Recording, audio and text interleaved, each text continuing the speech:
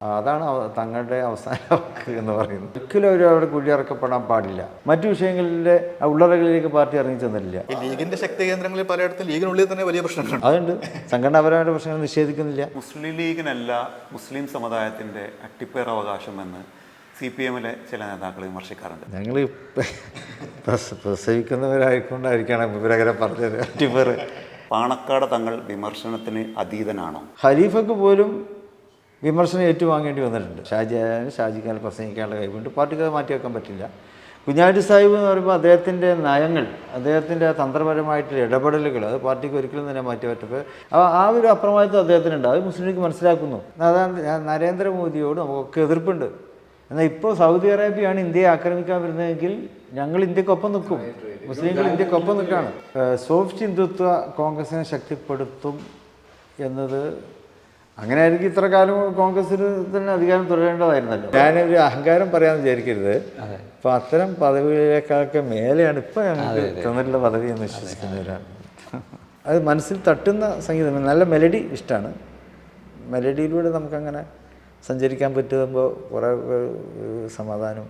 ഇപ്പം ഞാൻ ഇന്ത്യക്കാരനാണ്. ഞാൻ ഇന്ത്യയെ തള്ളി പറഞ്ഞുകൊണ്ടെന്നാൽ ഞാൻ മുസ്ലിം ആവില്ല. കേരള രാഷ്ട്രീയത്തിൽ നിസ്തുലവും നിർണായകവുമായ സ്വാധീനമുള്ള ഒരു രാഷ്ട്രീയ പാർട്ടിയാണ് ഇന്ത്യൻ യൂണിയൻ മുസ്ലിം ലീഗ്. ഇന്ത്യൻ യൂണിയൻ മുസ്ലിം ലീഗിൻ്റെ അവസാന വാക്ക് എന്ന് പറയുന്നത് സംസ്ഥാന അധ്യക്ഷനും അതുപോലെ തന്നെ ദേശീയ രാഷ്ട്രീയ കാര്യസമിതിയുടെ അധ്യക്ഷനുമായ ശ്രീ സാദിഖ് അലി തങ്ങളാണ്. മാതൃഭൂമി സംഘടിപ്പിക്കുന്ന ഈ സംവാദത്തിൽ സമകാലിക രാഷ്ട്രീയ സംഭവങ്ങളെക്കുറിച്ച് ചർച്ച ചെയ്യുന്നതിന് ശ്രീ സാദിഖ് അലി തങ്ങൾ നമ്മുടെ ഒപ്പമുണ്ട്. അദ്ദേഹവുമായിട്ട് മാതൃഭൂമിയിലെ സീനിയർ ജേർണലിസ്റ്റുകളായ ഞാൻ KA Johny, R Girish, MP Suryadas, CP Biju, Fahmi Rahmani. സ്വാഗതം ശ്രീ സാദിഖ് അലി തങ്ങൾ.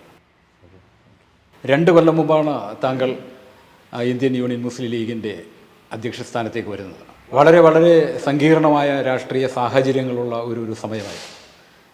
ദേശീയ പൗരത്വ നിയമ ഭേദഗതി നിയമം, ആ ദേശീയ പൗരത്വത്തിൻ്റെ ആ ഒരു ഭേദഗതി പ്രാബല്യത്തിൽ വരുന്നു. സാമുദായികമായ ചില സംഘർഷങ്ങൾ കേരളം ഉൾപ്പെടെയുള്ള ഇന്ത്യയിലെ എല്ലാ സ്ഥലങ്ങളിലും ഉടലെടുക്കുന്നു. ലീഗിനെ സംബന്ധിച്ചാണെങ്കിൽ 2 ടേമായിട്ട് 2016 മുതൽ കേരളത്തിലെ അധികാര കേന്ദ്രങ്ങളിൽ ഇല്ലാതെ പോകുന്ന ഒരവസ്ഥയുണ്ട്. അപ്പോൾ ഇത്തരം പ്രതിസന്ധികൾ നിറഞ്ഞു നിൽക്കുന്ന ഒരു ഘട്ടത്തിലാണ് താങ്കൾ ഇന്ത്യൻ യൂണിയൻ മുസ്ലിം ലീഗിൻ്റെ ഈ പരമോന്നത സ്ഥാനത്തേക്ക് വരുന്നത്. ഈ കഴിഞ്ഞ 2 വർഷങ്ങൾ എങ്ങനെ കാണുന്നു? എങ്ങനെയാണ് ഈ പ്രതിസന്ധികളെ കൈകാര്യം ചെയ്തത്? പ്രതിസന്ധികൾ എന്നുള്ളത് അതൊരു പാർട്ടിയെ മാത്രം ബാധിക്കുന്ന കാര്യമല്ല. പ്രതിസന്ധി പൊതുവെ സാമൂഹ്യമായിട്ടുള്ളൊരു അവസ്ഥയാണ്. അപ്പോൾ പ്രത്യേകിച്ച് ഈ ഒരു കാലഘട്ടം എന്ന് പറയുമ്പോൾ ദേശീയ തലത്തിൽ അതുപോലെ തന്നെ സംസ്ഥാന തലത്തിൽ ഇൻ്റർനാഷണൽ തലത്തിൽ ഇങ്ങനെ ഒരു പൊളിറ്റിക്കൽ പാർട്ടിയെ സംബന്ധിച്ചിടത്തോളം എല്ലാം വീക്ഷണ വിഷയമാണല്ലോ.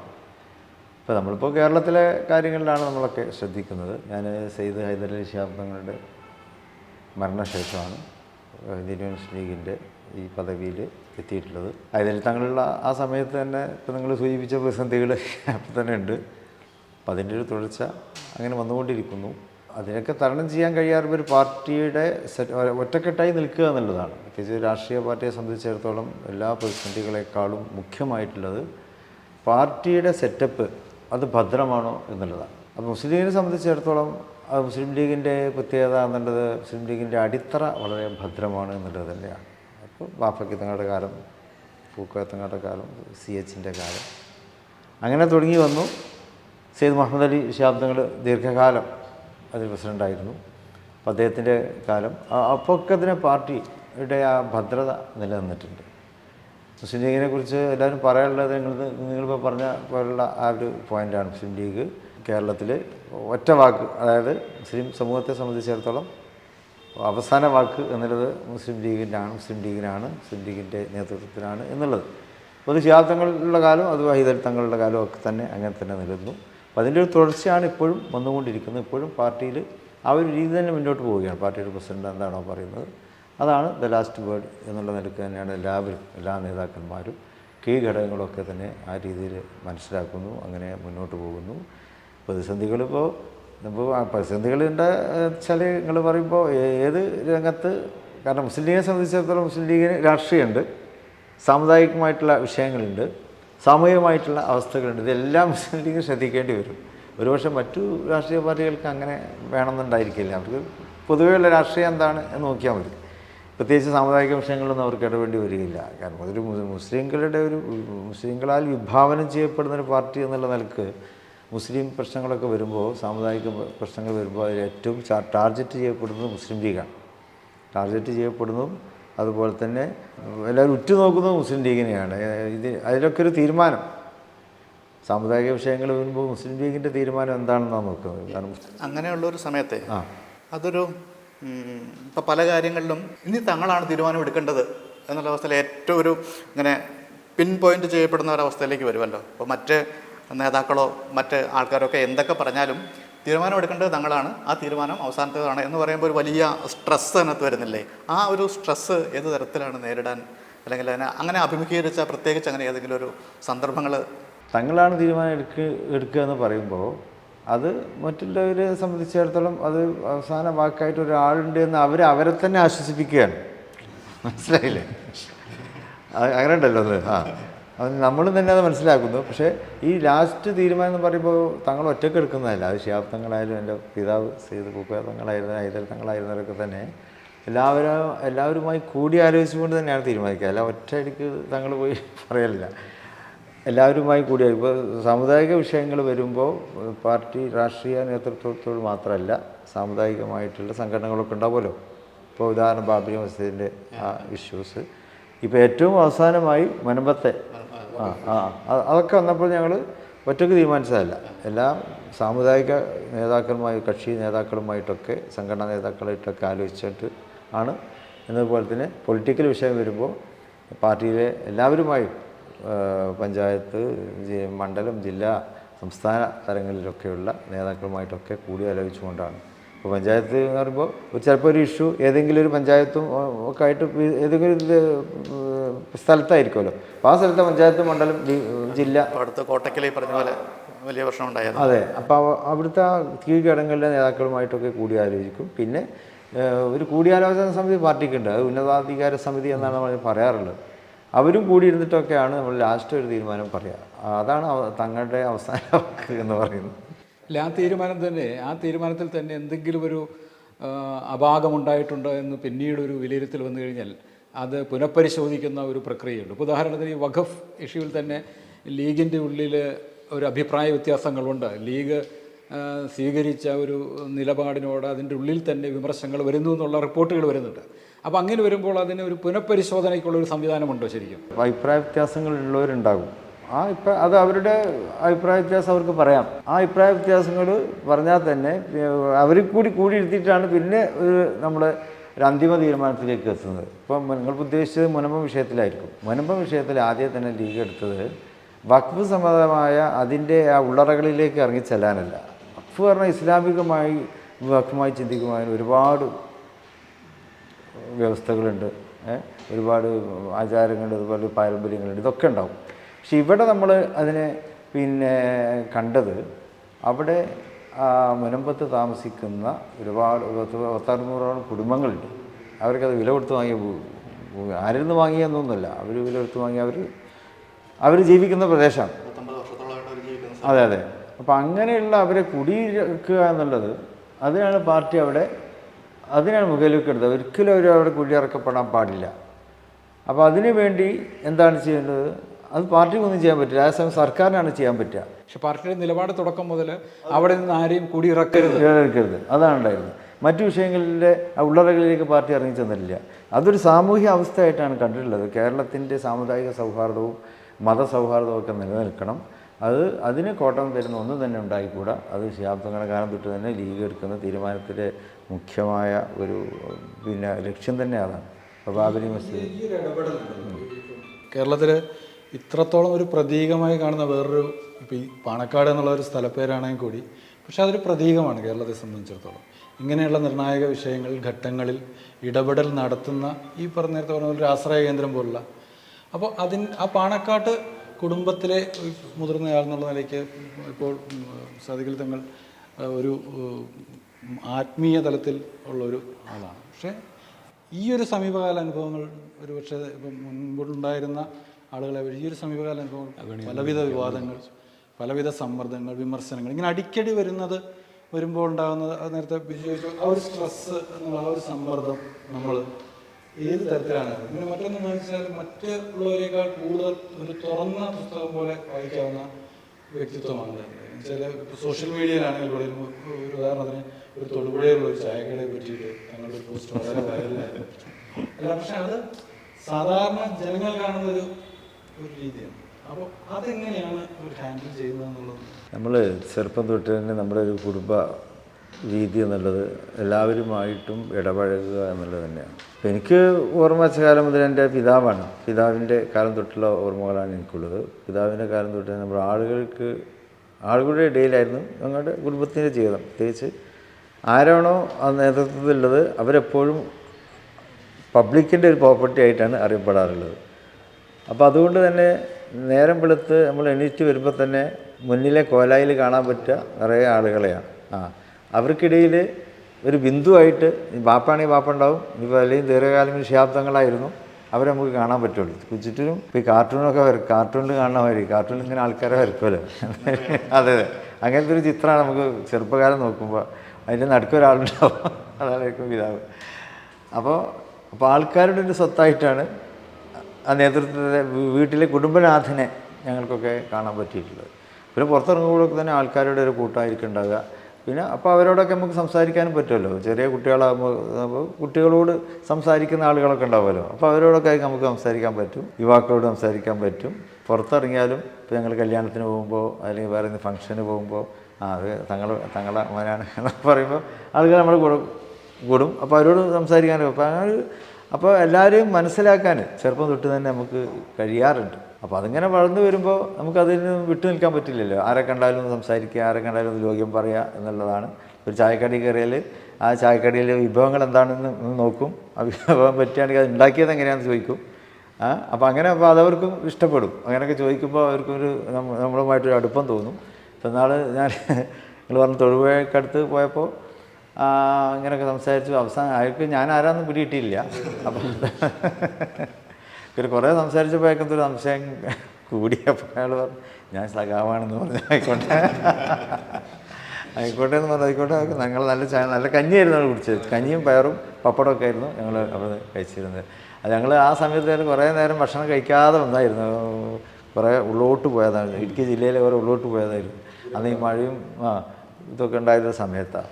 അപ്പോൾ വരുന്ന വഴിയൊന്നും ഒരു കടകളൊന്നും കാണാതെ കുറേ നേരം 3-4 മണിക്കൂറൊന്നും കഴിക്കാതെ വന്നപ്പോൾ ഇങ്ങനെ ആ ഒരു കഞ്ഞിക്കട കണ്ടപ്പോൾ നിർത്തി. അത് നല്ല ആശ്വാസമായി. അതാണ് ഉണ്ടായത്. ദേശീയ തലത്തിലും സംസ്ഥാന തലത്തിലും ഒരു പ്രതിസന്ധി നേരിടുന്നുണ്ട്, ആമുഖമായി പറഞ്ഞു. അപ്പോൾ ആ പ്രതിസന്ധി നേരിടാൻ സമുദായം ഒറ്റക്കെട്ടായി നിൽക്കേണ്ടതാണ്. അതിന് ഏറ്റവും വലിയൊരു പരിഹാരമായിട്ട് നേരത്തെ തങ്ങൾ തന്നെ സൂചിപ്പിച്ചു. പൂക്കോയ തങ്ങളുടെ കാലം മുതൽ പാണക്കാട് ശിഹാബ് തങ്ങൾ മുതൽ ഇപ്പോൾ ഒടുവിൽ താങ്കളുടെ നേതൃത്വത്തിൽ എത്തി നിൽക്കുന്നൊരു സന്ദർഭത്തിൽ സമുദായത്തെ ആ പഴയതുപോലെ ഒരു ഒറ്റക്കെട്ടായി കൂടെ അണിനിരത്താൻ ഒരു ഭാഗത്ത് മുസ്ലിം ലീഗിൻ്റെ നേതൃത്വവും ഒപ്പം തന്നെ സമുദായത്തിൻ്റെ ഒരു ഉന്നത സ്ഥാനവും അലങ്കരിക്കുന്നതോട് ചോദിക്കുകയാണ്, അങ്ങനെ സമുദായത്തെ പഴയതുപോലെ ഒറ്റയ്ക്ക് നിർത്താൻ കഴിയുന്നുണ്ടോ? പ്രത്യേകിച്ച് ഇപ്പം സമസ്ത പോലുള്ള ഇതിൻ്റെ അകത്തുള്ള ചെറിയ ചെറിയ വിഷയങ്ങൾ പുറത്തു വരുമ്പോൾ അത്ര ഐക്യമില്ല എന്ന് ഒരുപക്ഷെ പുറത്ത് ചിലപ്പം അങ്ങനെ വ്യാഖ്യാനിക്കപ്പെട്ടേക്കാം. അതിപ്പോൾ ഈ പ്രതിസന്ധികൾ ഇപ്പോൾ കുറച്ച് അതിൻ്റെ രൂപവും ഭാവവും വർദ്ധിച്ചിട്ടുണ്ട് എന്നുള്ളത്. പ്രതിസന്ധി ഞാൻ പറഞ്ഞ നേരത്തെ മുതലേ ഉണ്ട്. ഇപ്പോൾ ഈ സോഷ്യൽ മീഡിയ സജീവമായ ഈ ഒരു സമയത്ത് പ്രതിസന്ധികളുടെ ആഴവും പരപ്പും വർദ്ധിക്കുകയാണ്. അതേസമയം പ്രതിസന്ധികളുടെ ആഴവും പരപ്പും വർദ്ധിച്ചിട്ടുണ്ടാകും. പക്ഷേ അതേസമയം പ്രതിസന്ധികളൊക്കെ ഒന്ന് തന്നെയാണ്, വിഷയം ഒന്ന് തന്നെയാണ്, വിഷയത്തിൻ്റെ കാതൽ ഒന്ന് തന്നെയാണ്. അപ്പോൾ നമ്മൾ ആ കാതൽ നോക്കിയാൽ മതിയല്ലോ. അതല്ലാതെ ബാക്കിയുള്ളതിലേക്കും നമ്മൾ ശ്രദ്ധ കൊടുക്കേണ്ട എന്നുള്ളത് തന്നെയാണ്. ഇപ്പോൾ എൻ്റെ പിതാവിൻ്റെ കാലം തൊട്ട് തന്നെ പ്രതിസന്ധിയിട്ടല്ലോ ലീഗ് പുലർന്നത് ആ സന്ദർഭത്തിലാണ്. പിന്നെ അത് യോജിച്ചു. ശാബ്ദങ്ങളുടെ കാലം വന്നപ്പോഴേക്കും അത് യോജിച്ചു, മുന്നോട്ട് പോകാൻ പറ്റി. എൻ്റെ പിതാവിൻ്റെ കാലത്ത് എൻ്റെ ബാപ്പയുടെ വല്യപ്പ, പിതാവിൻ്റെ പിതാവ്, എൻ്റെ പിതാവിൻ്റെ പിതാവ് പിതാമഹനാണ്. അപ്പം അദ്ദേഹത്തിൻ്റെ കാലത്ത് അദ്ദേഹം ഇവിടെ നാട് കടത്തപ്പെട്ട ആളാണ്. അന്ന് അദ്ദേഹം സെയ്ദ് ഹുസൈൻ ശിഹാബുദ്ദീൻ എന്നായിരുന്നു അദ്ദേഹത്തിൻ്റെ പേര്. അപ്പോൾ അദ്ദേഹം അന്ന് ഖാദിയായിരുന്നു. അതുപോലെ തന്നെ ഒരു ആത്മീയ നേതാവാണ്. ഇപ്പോൾ പൊളിറ്റിക്കൽ പാർട്ടി ഒന്നുമില്ല, ലീഗ് 100 വർഷങ്ങൾക്ക് മുമ്പാണ്. അപ്പോൾ അദ്ദേഹത്തെ ബ്രിട്ടീഷുകാർ നാട് കടത്തി. കാരണം എന്തായിരുന്നു, അദ്ദേഹം ഇവിടുത്തെ തദ്ദേശീയരായ പോരാളികളോടൊപ്പം നിന്നു വന്നത്. ബ്രിട്ടീഷ് വിരുദ്ധ പോരാട്ടം അന്നുണ്ടായിരുന്നു. സ്വാതന്ത്ര്യ സമര സേനാനികൾക്ക് അവർക്ക് സഹായകരമായ നിലപാടെടുത്തുകൊണ്ട് അദ്ദേഹം ജീവിച്ചു എന്നുള്ളത് കൊണ്ടാണ് അദ്ദേഹം നാട് കടത്തപ്പെട്ടത്. അപ്പോൾ ഞാൻ പറഞ്ഞ പ്രതിസന്ധി അന്ന് മുതലേ ഉണ്ട്. അതിനൊക്കെ നമുക്ക് അതിജീവിക്കാൻ.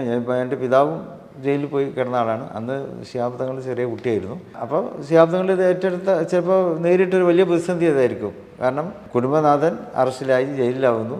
ശിഹാബ് തങ്ങളാണ് മൂത്ത കുട്ടി, ബാക്കിയുള്ള സഹോദരങ്ങൾക്ക് വളരെ ചെറുതായിരുന്നു. അപ്പോൾ ഞാൻ പറഞ്ഞല്ലോ, അപ്പോൾ അങ്ങനെയുള്ള പ്രതിസന്ധി ചെറുപ്പം തൊട്ട് തന്നെ അത്തരം പ്രതിസന്ധികളുമായിട്ട് എങ്ങനെയാണ് കൂടിച്ചേരാൻ കഴിയുമ്പോൾ പിന്നെ അത് ജീവിതത്തിൻ്റെ ഭാഗമായി മാറുകയും അതിനെ എങ്ങനെ അതിജീവിക്കാൻ പറ്റും എന്നുള്ളത് ഒരു ശീലമായിട്ട് നമുക്ക് ദൈവാനുഗ്രഹം കൊണ്ട് കിട്ടിയിട്ടുണ്ടാവും. അതുകൊണ്ടാണ് ഇപ്പോഴും പരിക്ക് പറ്റാതെ ഇങ്ങനെ പോയിക്കൊണ്ടിരിക്കുന്നത്. പിന്നെ ഓരോ പ്രതിസന്ധി ഉണ്ടാകുമ്പോൾ നമുക്ക് കൂടുതൽ ഊർജ്ജവും കരുത്തും വരികയാണ്. പ്രത്യേകിച്ച് ഇപ്പോൾ ഈ സോഷ്യൽ മീഡിയയിലൊക്കെ ഓരോന്ന് വായിക്കുമ്പോൾ നിരാശയാകാറില്ല. ചിലർ നിങ്ങളിത് വായിച്ചു കാണും നിങ്ങൾക്ക് ആകെ പ്രയാസമാവില്ല. ഞാൻ പറഞ്ഞു അങ്ങനെ വായിക്കുന്നു വിടുന്നു, അത്രേ ഉള്ളൂ. അതൊക്കെ കൂടുതൽ അതിലൊക്കെ വിമർശനം ഉണ്ടാവുമല്ലോ. അപ്പോൾ ആ വിമർശനം നമുക്ക് ഉൾക്കൊള്ളാവുന്ന വിമർശനങ്ങളായിരിക്കും.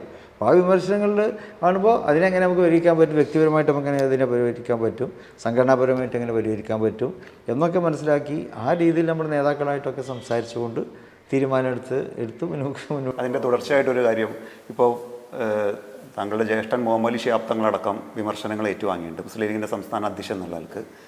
അന്ന് UDF തന്നെ ഉണ്ടായിരുന്ന ആര്യാടൻ മുഹമ്മദ് ആയിരുന്നു മുഹമ്മദ് ശിഹാബ് തങ്ങൾക്കെതിരെ ഏറ്റവും വിമർശനം ഉണ്ടായത്. ഇപ്പം താങ്കൾക്കും പിണറായി വിജയൻ മുഖ്യമന്ത്രി വിമർശനം ഉന്നയിച്ചിട്ടുണ്ട്. സംസ്ഥാന അധ്യക്ഷൻ എന്നുള്ള ആൾക്ക് വിമർശനത്തിന് അറിയാം. സമസ്തയിൽ നിന്നും വിമർശനം ഒളിഞ്ഞും തെളിഞ്ഞും ഒക്കെ വരുന്നുണ്ട്. അപ്പോൾ ഈ വിമർശനത്തിനോടുള്ള താങ്കളുടെ സമീപനം എന്താണ്? പാണക്കാട് തങ്ങൾ വിമർശനത്തിന് അതീതനാണോ? ഒരു സമൂഹത്തിൽ ജീവിക്കുമ്പോൾ നമ്മളിപ്പോൾ എല്ലാവരുടെയും ഒരു കാഴ്ചയിലുള്ള ആളായിരിക്കുമല്ലോ. അപ്പോൾ സ്വാഭാവികമായിട്ടും നമുക്ക് സമൂഹത്തിൽ നല്ല കാര്യങ്ങൾ ചെയ്യാൻ പറ്റും. അത് നമ്മൾ ചെയ്യുന്ന കാര്യങ്ങൾ നല്ലതാണെന്ന് എല്ലാവർക്കും അഭിപ്രായം ഉണ്ടായിക്കൊള്ളുന്നില്ല. അപ്പോൾ ആ നല്ലതെല്ലാം തോന്നുന്നൊരു വിമർശിക്കപ്പെടുന്നു. ഇപ്പോൾ ഇസ്ലാമിൻ്റെ ചരിത്രം തന്നെ, അപ്പോൾ പിന്നെ ഖലീഫ ഉമർ റളിയല്ലാഹു അൻഹു ഇസ്ലാമിൻ്റെ 2ാം ഖലീഫാണ്. ഏറ്റവും അധികാരമുള്ള ഒരു ഖലീഫയായിരുന്നു ഇസ്ലാമിൻ്റെ ചരിത്രത്തിൽ. ഖലീഫക്ക് പോലും വിമർശനം ഏറ്റുവാങ്ങേണ്ടി വന്നിട്ടുണ്ട്. അപ്പോഴൊന്നും ഖലീഫ ഒരു വിധത്തിലുള്ള അധപത്യം പ്രകടിപ്പിക്കാതെ ആ വിമർശനങ്ങളെ ഉൾക്കൊള്ളുന്നു. ആ ഉൾക്കൊണ്ടുകൊണ്ട് പരിഹരിക്കാവുന്നതാണെങ്കിൽ ആ വിമർശിക്കുന്നവർ പറയുന്ന കാര്യത്തിൽ വല്ല കാര്യമുണ്ട് എന്ന് ബോധ്യപ്പെട്ട ആ തീരുമാനം തിരുത്തി മുന്നോട്ട് പോകുന്ന ആ ഒരു പാരമ്പര്യമാണ് ഇസ്ലാമികമായിട്ടുള്ള ചരിത്രം തന്നെ നമുക്ക് പറഞ്ഞു തരുന്നത്.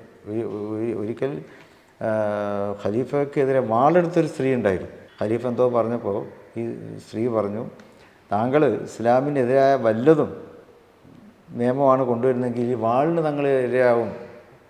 അപ്പം അത്രയും ഉമർ റളിയല്ലാഹു അൻഹുവിൻ്റെ പവർ നമുക്ക് ഓർമ്മിക്കാം. അങ്ങനെ പവറുള്ള അദ്ദേഹത്തിന് മുമ്പിലാണ് ഒരു സ്ത്രീ വാളെടുത്തുകൊണ്ട് മുന്നറിയിപ്പ് കൊടുത്തത്. അപ്പോൾ അങ്ങനെയുള്ള ചരിത്രമാണ്. അപ്പോൾ ഈ ചരിത്രത്തിലേക്കൊക്കെ നോക്കുമ്പോൾ ഇന്നത്തെ വിമർശനമൊന്നും ഒന്നുമല്ല എന്നാണ് എനിക്ക് തോന്നുന്നത്. ഉൾക്കൊള്ളുന്നു, വിമർശനം ഉൾക്കൊള്ളുന്നു. ഉൾക്കൊണ്ടിട്ട് നമുക്ക് അതിൽ വലിയ തിരുത്തേണ്ടതാണെങ്കിൽ നമുക്ക് തിരുത്തുകയും, ഇനിയല്ല നമ്മൾ പറയുന്നതിനാണ് സത്യം എന്ന് ബോധ്യമുണ്ടെങ്കിൽ എന്ത് കടുത്ത വിമർശനം ഉണ്ടായാലും അതിൽ ഉറച്ചു നിൽക്കുക എന്നുള്ളതാണ്. അതിൽ ഇപ്പോൾ ബാബരി മസ്ജിദിൻ്റെ ആ സമയത്ത് ശിഹാബ് തങ്ങൾക്ക് ഒരുപാട് വിമർശനങ്ങൾ കേട്ടതാണ്. ലീഗ് അധികാരം വിടണം, കോൺഗ്രസിൻ്റെ ഇങ്ങനെ വാലാട്ടി പോകേണ്ട വല്ല കാര്യമുണ്ടോ എന്നൊക്കെയുള്ള അഭിപ്രായങ്ങളൊക്കെ വന്നപ്പോഴും ശിഹാബ് തങ്ങൾ ഉറച്ചു നിന്നു. ലീഗിൽ ആരാണ് നിൽക്കണമെങ്കിൽ നിൽക്കട്ടെ, ഈ തീരുമാനത്തിൽ എനിക്ക് മാറുന്ന പ്രശ്നമില്ല എന്ന് അദ്ദേഹം പറഞ്ഞു. കാരണം എന്താ വെച്ചാൽ ആ തീരുമാനം എന്ന് പറഞ്ഞാൽ അതായത് ബഹുസ്വരത, ബാബരി മസ്ജിദ് താഴ്ന്നതിൻ്റെ പേരിൽ ബഹുസ്വരത ഇവിടെ നഷ്ടപ്പെടാൻ പാടില്ല. ബാബരി മസ്ജിദ് താഴ്ത്തത് ഹിന്ദുക്കൾ മുഴുവനും അല്ലല്ലോ. ബാബരി മസ്ജിദ് താഴ്ത്തത് കുറച്ച് സംഘപരിവാറിൻ്റെ ആൾക്കാരാണ്. അതായത് സമയത്ത് ബഹുഭൂരിപക്ഷം ഹിന്ദുക്കളും അതിനെ അംഗീകരിക്കുന്നുമില്ല. അപ്പോൾ അങ്ങനെയുള്ളൊരു തീരുമാനമാണല്ലോ നമ്മൾ എടുക്കേണ്ടത്. ഒരു സംഭവം ഉണ്ടെങ്കിൽ ആ സംഭവത്തിൻ്റെ പശ്ചാത്തലത്തിൽ ഒരു സമൂഹത്തെ മുഴുവനും നമുക്ക് മാറ്റി നിർത്താൻ പറ്റുകയില്ല. മറിച്ച് അവിടുത്തെ ആരാണോ കുറ്റം ചെയ്തത് അവരെ തുറന്ന് പറഞ്ഞുകൊണ്ട് അവരെ പഴിചാരിക്കൊണ്ട് മറ്റുള്ളൊരു പിന്തുണ നമുക്ക് ഉണ്ടാക്കുക എന്നുള്ള ഒരു ഇത് ഇപ്പോൾ ഈ ബാബരി മസ്ജിദിൻ്റെ ആ സമയത്തുള്ള സംഭവം പറഞ്ഞു. ഇപ്പോൾ ഈ മുനമ്പം ഈ സംഭവം വരുമ്പോൾ ഇപ്പോൾ ഒരു മുസ്ലിം വികാരത്തിൻ്റെ അല്ലെങ്കിൽ ഒരു മുസ്ലിം മത നിയമങ്ങളുടെ അതിനേക്കാൾ പ്രാധാന്യം ഈ പൊതുസമൂഹത്തിൻ്റെ നിലനിൽപ്പിനും മൂല്യങ്ങൾക്കുമാണ് ലീഗ് എല്ലാ സമയത്തും കൊടുക്കുന്നതെന്ന് നമുക്ക് തോന്നും. ഇപ്പോൾ മുനമ്പത്തിൻ്റെ കാര്യത്തിലാണെങ്കിൽ അത് മത നിയമം വെച്ച് വഖഫ് നിയമം എന്ത് പറയുന്നു എന്നുള്ളതിനേക്കാളൊക്കെ പ്രധാനപ്പെട്ടത് ഈ പറയുന്ന അവിടെ താമസിക്കുന്ന ആളുകളുടെ അവകാശങ്ങളാണ്. ആ പ്രശ്നങ്ങൾ കൊണ്ട് കേരളത്തിൻ്റെ പൊതുസമൂഹത്തിനൊരു പരിക്ക് പറ്റരുത് എന്നുള്ളതാണ് ആ ഒരു നിലപാടാണ് എനിക്ക് തോന്നുന്നത്. ഇപ്പോൾ ഈ പറയുന്ന നമ്മൾ ഈ ഏത് ഇഷ്യൂ എടുത്ത് നോക്കിയാലും ലീഗ് സ്വീകരിക്കുന്ന ഒരു നിലപാട് അതാണ്. അപ്പോൾ ഈ മുസ്ലിം എന്ന് പറയുന്നൊരു വികാരത്തെക്കാൾ പ്രധാനപ്പെട്ടത് കേരളത്തിൻ്റെ പൊതുസമൂഹം എന്ന വികാരമാണ്. അതാണ് ലീഗ് സ്വീകരിക്കുന്ന ഒരു നിലപാടെന്ന്. അതൊരു സാമൂഹികമായിട്ടൊരു സമാധാനം. ഇവിടെ ഇപ്പോൾ ഈ മുനമ്പത്തെ രീതിയിൽ എന്താണെന്ന് വെച്ചാൽ അതാണ് സർക്കാരിനെ ഏൽപ്പിച്ചത്. സർക്കാരിൻ്റെ അടുത്ത് സംവിധാനങ്ങളുണ്ട്. സർക്കാർ പിന്നെ നിയമപരമായിട്ടുള്ള കാര്യങ്ങൾ ഞങ്ങൾ ആ തീരുമാനത്തിൽ തന്നെ വസ്തുതാപരമായും നിയമപരമായും മുനമ്പ വിഷയത്തിൽ എന്ത് ചെയ്യാൻ പറ്റും എന്ന് സർക്കാർ തീരുമാനിക്കട്ടെ എന്നാണ് പറഞ്ഞത്. ഈ വസ്തുതാപരം എന്ന് പറയുമ്പോൾ അതിൽ വഖഫ് നമ്മൾ തമ്മിൽ മറ്റു കാര്യങ്ങളൊക്കെ വരും. അപ്പോൾ അതിപ്പോൾ സർക്കാരിനും കോടതിക്കോ തീരുമാനിക്കാമല്ലോ. പണ്ഡിതന്മാരുമായിട്ട് ചർച്ച ചെയ്യാം, അവിടെ താമസിക്കുന്നവരുമായിട്ട് ചർച്ച ചെയ്യാം. നേരത്തെ ആ കച്ചവടം ചെയ്ത ആരാണ്, ഫറൂഖ് കോളേജിനായിട്ട് എന്താണ് ബന്ധം, ഇതൊക്കെ ചർച്ച ചെയ്തിട്ട് ഒരു തീരുമാനത്തിൽ ഗവൺമെൻറ്റും സർക്കാരും എത്തട്ടെ, കോടതികളും എത്തട്ടെ. അത് നമ്മൾ അംഗീകരിക്കും. അത് ഞങ്ങൾ അംഗീകരിക്കും. ഇപ്പോൾ ബാബരി മസ്ജിദിൻ്റെ കാലത്തും അതാണ് ഉണ്ടായത്. ബാബരി മസ്ജിദിൻ്റെ കാലത്ത് ബാബരി മസ്ജിദ് അത് വഖഫ് ഭൂമിയാണ്. ഏതൊരു പള്ളിയും നിർമ്മിക്കപ്പെടുന്നത് വഖഫ് ഭൂമിയിൽ തന്നെ. അത് വഖഫ് ചെയ്തിരിക്കണം എന്നുള്ളതാണ്. ഒരു പള്ളി വന്നാൽ ആ ഭൂമിയും ആ കെട്ടിടവും, പള്ളി എന്ന് പറഞ്ഞാൽ ആ കെട്ടിടവും വഖഫ് ചെയ്തിരിക്കണം. അത് ആ വഖഫാണല്ലോ. അങ്ങനെയുള്ള ആ വഖഫിലും അന്നത്തെ Babri Masjid action കൗൺസിലും Sunni personal law ബോർഡൊക്കെ തീരുമാനിച്ചത് എന്താണ്? കോടതി തീരുമാനിക്കട്ടെ എന്നാണ്. കോടതി തീരുമാനിക്കട്ടെ. ആ കോടതി തീരുമാനിച്ചു ആ വഖഫ് ഭൂമിയിലുള്ള ആ പള്ളി അവിടെ ക്ഷേത്രം പണിയണമെന്ന്. ബാബരി മസ്ജിദ് നിലനിന്ന സ്ഥലത്ത് ക്ഷേത്രം പണിയണം, മുസ്ലിങ്ങൾക്ക് വേറെ സ്ഥലവും കൊടുത്തു. അപ്പോൾ അത് അംഗീകരിക്കുകയാണ് ചെയ്തത് മുസ്ലിം സംഘടന. അപ്പോൾ അതാണ്. അപ്പോൾ ഒരു സമൂഹത്തിൽ ജീവിക്കുമ്പോൾ ആ സമൂഹത്തിൻ്റെ നിയമങ്ങൾ, ഭരണകൂടത്തിൻ്റെ നിയമങ്ങളുണ്ടാവും, ഭരണകൂടത്തിൻ്റെ വ്യവസ്ഥകളുണ്ടാവും. അതോട് ചേർന്ന് നിൽക്കുക എന്നുള്ളത് തന്നെയാണ് മുസ്ലിമും ചെയ്യേണ്ടത്. അല്ലാതെ എതിർത്തുകൊണ്ട് അല്ലെങ്കിൽ അതിന് വിഘാതം ദർശിച്ചുകൊണ്ട് വേറെ ഒരു രീതിയിൽ പോവുകയല്ല. എന്നിട്ടിപ്പോൾ ആ ബാബരി മസ്ജിദ് വിധി വന്നപ്പോൾ എല്ലാവരും ഒറ്റക്കെട്ടായല്ലോ. എല്ലാവരും തന്നെ അതിനെ അംഗീകരിച്ചു. എല്ലാ മുസ്ലിം സംഘടനകളും കടുത്ത എതിർപ്പുള്ള പോലും ഒന്നും മിണ്ടിയില്ല. ഇതാണ് രാജ്യത്തിൻ്റെ നിയമം, അതാണ് എന്ന് പറഞ്ഞ് അങ്ങനെ സ്വീകരിക്കുക. മിണ്ടാൻ പറ്റാത്തൊരു സാഹചര്യമാണ് നമ്മുടെ രാജ്യത്ത് നിലനിൽക്കുന്നതെന്ന് എല്ലാവർക്കും അറിയുകയും ചെയ്യും. ഈ വഖഫ് ഇഷ്യൂവിൽ തന്നെ വാസ്തവത്തിൽ അതുമായിട്ട് ബന്ധപ്പെട്ട് ഇപ്പോൾ ലീഗ് മുൻകൈ എടുത്തിട്ട് ഈ പ്രശ്നം പരിഹരിക്കാൻ പോകുന്നു. അപ്പോൾ അതിൻ്റെ ക്രെഡിറ്റ് ലീഗിൽ കിട്ടണ്ട എന്ന് CPM കരുതുന്നുണ്ട്. അതുകൊണ്ടാണ് ഇപ്പോൾ എന്താ പറയുന്നത് ഈ തീരുമാനത്തിനകത്ത് കുറച്ച് നീണ്ടുപോകുന്നെന്നുള്ളൊരു വിമർശനം വരുന്നുണ്ട്. ആ വിമർശനം ലീഗ് ആ വിമർശനം ഉൾക്കൊള്ളുന്നുണ്ടല്ലോ, അത് ലീഗിൻ്റെ കൂടി ഒരു സ്റ്റാൻഡാണ്.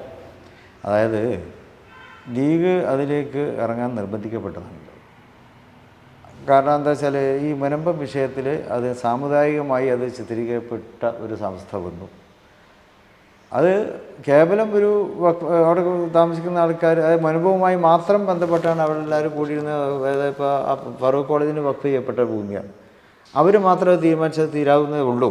പക്ഷേ അതിലപ്പുറത്ത് അത് സാമുദായികമായ ഒരു വിഷയമായി വളർന്നപ്പോഴാണ് ഞങ്ങളെല്ലാവരും അതിൽ ഇടപെട്ടത്. അങ്ങനെയാണ് മുസ്ലിം സംഘടനകൾക്ക് വിളിച്ചു ചേർത്തത്. മുസ്ലിം സംഘടനകൾക്ക് വിളിച്ചു ചേർത്തപ്പോൾ അവരും ആ അഭിപ്രായത്തിൽ ഉറച്ചു നിന്നു. അവിടെ കുടിയിറക്കുന്ന ഒരു തീരുമാനത്തിലേക്ക് നമുക്ക് പോകരുത്, അത് ദൂരവ്യാപകമായിട്ടുള്ള പ്രത്യാഘാതം ഉണ്ടാക്കും, അത് മുസ്ലിം ക്രിസ്ത്യൻ സ്പർദ്ധ പിന്നെ തീരുകയില്ല. അതാണ് നമ്മൾ നോക്കേണ്ടത്. അവിടുന്ന് ഒരാളെങ്കിലും കുടിയിറക്കപ്പെട്ടാൽ പിന്നെ ആ സ്പർദ്ധ അവിടെ തീരില്ല. അപ്പോൾ അതുകൊണ്ട് തന്നെ ആ ഒരു രീതിയിലേക്ക് വരരുത് എന്ന് മുസ്ലിം സമുദായ സംഘടനകൾ ഒറ്റക്കെട്ടായി തീരുമാനിച്ചു. അതാണ് ഞങ്ങൾ പ്രഖ്യാപിച്ചത്. എന്നിട്ട് മുനമ്പത്ത് ഞങ്ങൾ പോയല്ലോ. അവിടുത്തെ 16ഓളം ബിഷപ്പ്മാരെ, വാരാപ്പുഴ ബിഷപ്പിൻ്റെ നേതൃത്വത്തിലുള്ള 16ഓളം ബിഷപ്പ്മാരെ നമ്മൾ കണ്ടു. അവരൊക്കെ വളരെ സന്തുഷ്ടരാണ്. കാരണം ഞങ്ങളവിടെ എത്തിയപ്പോൾ ഞങ്ങളവിടെ ഒരു സമാധാനം ഉണ്ടാക്കാനാണ് വരുന്നത് എന്നൊക്കെ. കാരണം അവർക്കൊക്കെ തെറ്റിദ്ധാരണ ഉണ്ടായിരുന്നു, മുസ്ലിം സമുദായം മുഴുവൻ ഇവരെ കുടിയിറക്കാൻ നിൽക്കുകയാണ്. ആ ഒരു തെറ്റിദ്ധാരണ ഉണ്ടായിരുന്നു. അപ്പോൾ ഞങ്ങളതവിടെ പോയി പറഞ്ഞപ്പോൾ അവർക്ക് വലിയ ആശ്വാസമായി.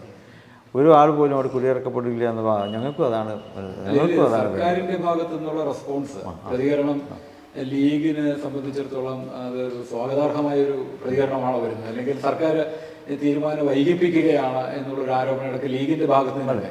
കാരണം ഇങ്ങനെയൊക്കെ വിഷയങ്ങൾ ഉണ്ടാകുമ്പോൾ തീർക്കേണ്ടത് സർക്കാരിൻ്റെ തന്നെ കടമയാണല്ലോ. വിഭാഗീയത സമുദായത്തിൽ സമൂഹത്തിലുണ്ടാകുമ്പോൾ അതിനെ തടഞ്ഞെടുത്ത് സർക്കാരിൻ്റെ ചുമതല. അപ്പോൾ സർക്കാരിന് ഞങ്ങളൊരു എളുപ്പവഴി ഉണ്ടാക്കി കൊടുത്തിരിക്കുകയാണ്.